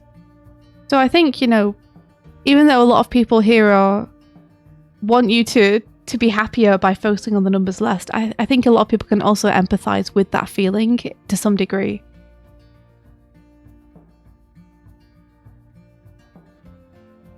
Yeah, Little Puffling, we are doing a lot of stuff simultaneously. We've got full-time jobs. This is all stuff that we're doing on the side for fun. Party Artie sent a Chromel and said, plus, I mean, if I hadn't met people here and hadn't been where I am now because of you two, I'd be so far behind in where I am now. I've been around this community for a good 2 months now, and the amount of progress I've had in those 2 months is more than I would have had in a full-ass year. And you started that in me. You did that. I've been having such a blast lately with art because of it. Party Artie, that's so wonderful. I can't underestimate the impact that you guys have on us either. Honestly. Because it says you both inspire me. Fuck you. The Francis guy said, oh heck yeah, I saw whip shorts of the new intro you guys are doing and the compositing looks mad cool. Also the compositing for Starlight Brigade and other twerp stuff you guys did. It'd be pretty awesome maybe if you did a stream sometime where you just went into those files and took people through different shots and what you did for them. Yeah. That might be cool. That might be an easier way to get the content out there. Whimsy Floof said, obsessing over the numbers and why am I not getting views broke me into a burnout I still haven't recovered from even 3 years later. Please don't let yourself get broken like this, Doig. Yeah, I mean, it's really humbling and really touching emotionally to hear that people feel like we helped spark something off for them. But I can't emphasize enough how much of this is you guys as a community. you know, making Doig and I feel welcome as well, and everyone working together to like push one another up. It's wonderful, and it's 99%, you guys. You know, you guys inspire us to do this stuff too. The whole reason we even did the Sonic Brooklyn Nine-Nine animatic was because people in chat were talking about how funny that would be. Yeah. And came up with the whole casting for it. And I was like, oh my gosh, this is so funny. I love this idea. I have to make this. It was thanks to the people in chat that's even a thing. So it's a two-way inspiration. So thank you guys so much. Like, imagine what Doig would be like if you guys weren't here. Peridot says, I can 100% agree with that, and honestly the level of dopamine I get when something gets one like is absolutely wild. I completely understand where he's coming from, and I don't think saying don't focus on the numbers is a great solution to the problem, but maybe taking a break from the social media stuff that isn't 100% necessary for your job is like a good idea and can help with that. It helped me. Yeah, you're right, Peridot Rose, as well. Yeah, maybe. Me saying don't focus on the numbers is like a shortcut solution. That is a very blunt way to try and fix a very finicky, specific problem. And it's not the best solution at all. Because it's much more specific and nuanced than that. Yeah. Here's how, like... I'm trying to think how to visualize. Hang on. Doig likes metaphors. I like metaphors. Doig works and expresses himself through metaphors. Do you know I was just about to like do a graphic. Do you know what's really fucking funny? Okay, so yesterday or the day before the weird COVID dream, I had a dream that I was doing like a remastered shot, like taking one of the shots from Starlight Brigade and like remastering it. And so yesterday night I spent some time just painting more of a background because probably that's where my brain is. I can't show you what this background looked before I started because I saved over it, but yeah, I think this is where my brain is like right, if I just do this a quick sec, file, new. I really need to go, but yeah, I've stopped sharing my screen, by the way, just because it's like we're not peeing back to it, and yeah, sorry, yeah, cool. So in my head, it feels like there's Doig and Swift. Okay, this is us. This is like stuff this is where we are, okay? But perceptively, there's like this around us. And usually like from someone finding us, it feels like they have to do this.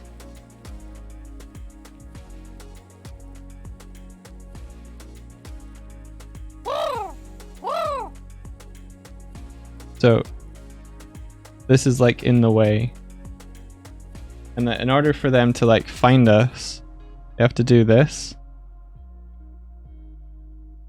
And so similarly, like there's this,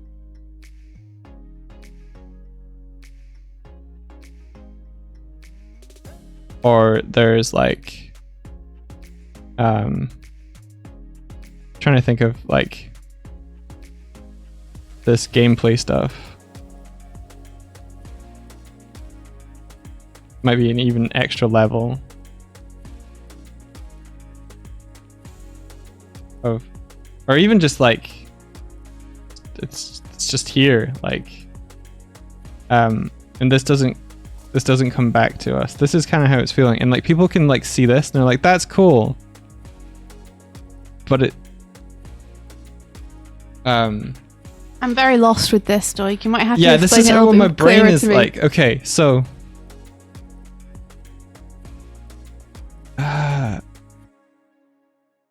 I think it's just sort of like recognition and associations in my head. Like, there are so many eyeballs on this. What? Starlight Brigade, for instance, or you know, all the other projects I've been working on. But we're like disconnected from it. Like our stream stuff and our Twitch feels like it's doing this. Like it could just go straight in. Like this is us, the overlay stuff. Like it feels like there's less of a barrier between perceiving and recognition of our involvement in something. And you're right, Starlight Brigade was definitely a team effort, for sure. Yeah, it was a Knights of the Light table thing. Yeah, so... that we directed. You're right. You know, Magnum... But it's interesting how you see Starlight Brigade as something that's eclipsing us, rather than something that's funneling people towards us. But it's more like they have to do this. So fewer people would have discovered us if we hadn't made Starlight Brigade, dude. It's not eclipsing us. I think that's one of the main reasons people have found us to begin with. I don't know if that's true. Yeah, it is. Like, people found me through Game Grumps, like through Animated Grump. They find us through the things we make more than they find our channel natively on YouTube because they're Googling Doig Swift. Yeah, they do find us through the thing we make. So if the things that we we've make made are hidden, eclipsing us. I don't think people find us through Starlight Brigade. I honestly don't. I think people find us and then realize we make Starlight Brigade. I think there's so many times, have. like, not a lot of people, but some people. But that's just the nature of. There's a cool video by a cool band. I now have to wait until the credits and then type in and search these people to find out who they are. It's like an extra couple of steps in the process. That's all. It's always been that way for music videos. But we have found, some people have found us through it that wouldn't have otherwise. Yeah. We wouldn't be doing better if Starlight Brigade wasn't there, in air quotes, eclipsing us. No one would still know who we are. There would just be fewer people from Starlight Brigade who have found us. Yeah. That's the only difference. If you took away that Starlight Brigade thing, it wouldn't be easier to find us. It would actually be harder.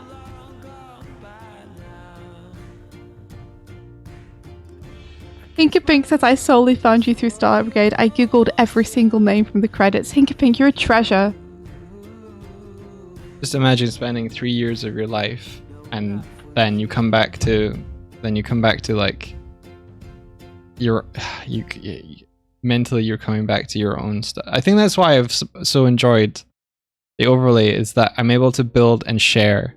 Like for those 3 years, we couldn't share anything we were working on.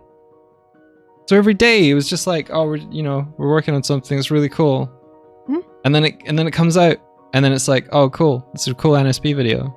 Mm-hmm. I'm just like, that's as awesome as working on those projects were, I just feel like I was like pouring, like I've got job opportunities and stuff from my involvement in that. Like things have happened. I would not have been able to get onto the Rise movie if I hadn't things worked have on happened Starlight because Brigade. of it. Yeah, you're right. Everything in my life that is currently like everything I'm working on so far, it's because of Starlight Brigade.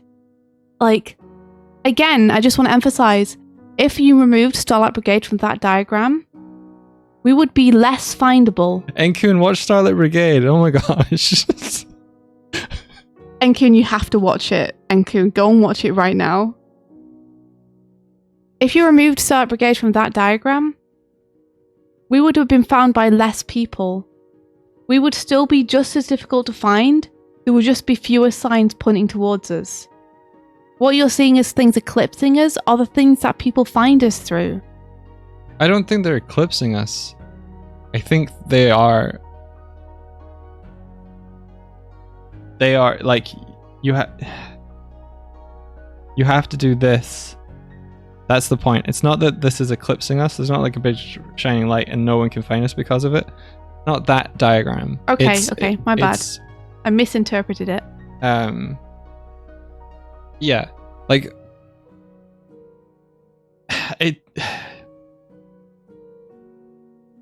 Well, maybe. Mm-hmm. Go on.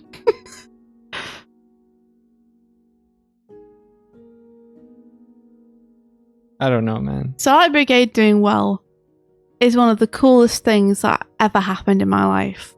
Yeah. Don't yeah me. I think I have to go. I cried tears of joy at the fact that that video did well because we were so scared that it would just not. And that Twerp would be like, why the fuck did we hire these people to work on our video? It hasn't done anything for us. When that video did well, the whole team were like hugging and crying. Like, yeah. It's... I can't look at it the way that you're looking at it. I just don't get where you're coming from with it. Like, I think you're seeing Starlight Brigade the same way that you're seeing our gameplay videos. You feel like it could potentially send more people towards us than it's doing. But I think that there are some things from that era you have to kind of let go and move on from to make the next awesome thing. Yeah. And then the next awesome thing we make, you know, we can try and direct people towards us more if you like. But I'm more excited about making the next thing with you than I am about getting stuck up in what we could have done better years and years ago. Sasama, thank you. You really didn't have to do that. Thank you so much. Oh my gosh, 1,000 bits. Sasama, that's so kind of you. I'm not doing this for sympathy. I'm trying to voice like that feeling of like. Oh, don't worry, Doig. I don't think anyone thinks you're doing it for sympathy. Like the butties was like, see a funny moment? Don't forget to clip it. Doig's just fucking Doig's lamenting. having a breakdown. No one thinks you're doing it for sympathy, Doig. We're like, we get where you're coming from. I think it's just frustrating to listen to because everyone outside of you can see how awesome what you're making is. And everyone outside of you is like, what are you I'd be talking so about? fucking happy if Starlight Brigade like did those numbers for something on my channel. So it's like we get where you're coming from, but at the same time we kind of want to shake you and be like, look around you at all this cool stuff you're building and have built. Like, you've made amazing stuff, you're going to make more amazing stuff. You've got nothing to worry about. Like, there's more stuff coming down the pipeline. There's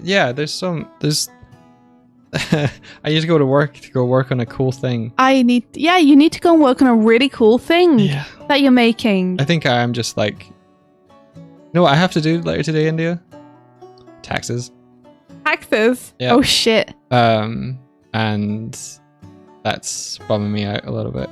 Hold on, I would like to just catch up on the Chromels because I know we have to go in a sec, but I don't want people to have sent in things that I think they really want you to hear. Yeah. That didn't get read out. Enkun says, I was in lockdown working from home, feeling so stagnant. I'm sorry guys, I'll try my best to read these in a competent way. Feeling so stagnant and stuck and was sinking into a frustration cycle of not knowing where to go with myself as a creator. Finding this stream and your community revitalized so much of my playful art side and I'm forever grateful. That's from Enkun. Francis Guy says, I did a couple of breakdown videos with a cutout puppet I built a few years ago for practice and it took 4 years to get 10,000 views. I didn't even notice because I didn't really care. I get how Doig feels, but I also get where Inja comes from because I subscribe to what she said. I hope you figure it out, Doig. Perry.Rose says, you're also the reason I've gotten back into doing art. I hadn't drawn anything in months before I found Joel in a Mar raid, and I don't know, it makes me feel good that artists are doing really cool work like yours. Thank you guys, those are all incredibly sweet. I know that Doig appreciates them. I do. Yeah, of course you do. Thank you Hexfrog so much for the Prime subscription, and thank you Sasama so much again for those bits. Holy shit. Cromwell from Martina saying you could upload the old videos without letting them pop up in sub boxes if you wanted. Taxes. We really appreciate you guys. Thanks for listening. Yeah, I think Doig's just having a rough time. Like, we all do sometimes, and it's just like there's no solution to give you really. Because I get that a bunch of people saying the opposite to the way you're feeling doesn't exactly help you get out of it or feel better. Yeah. But I think you'll feel, you know what? I think you'll feel way better when we're putting stuff out again. on Yeah, YouTube. I think maybe. when we have more stuff to upload, you'll feel better about it. Maybe, yeah. Oh, Doig. You look so tired and like done with life. You've just got the air about you where you're like a really sad floppy like pepperoni or something. There we go. There will be magic. There will be boys. There'll be magic boys. It's a Monday. Doig hates Mondays. Yeah, we have to do our own taxes everywhere, Resting Bones, because we're self-employed.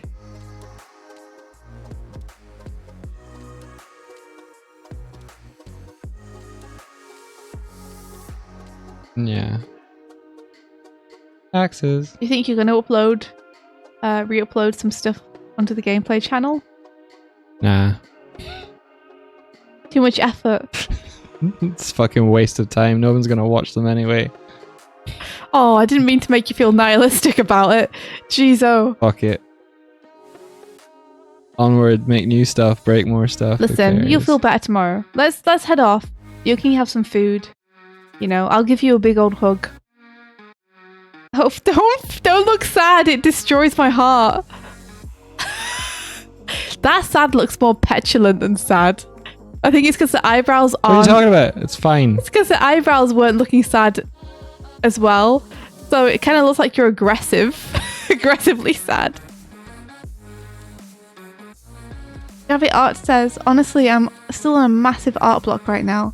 I always get a little bit of motivation back watching you guys every time. You guys, and especially Doig, Oh jeez, thank you. should at least be happy that you guys do that for us. Javi, that's really cool to hear. Pauladino with 5 gifted subs. Pauladino, thank you so much.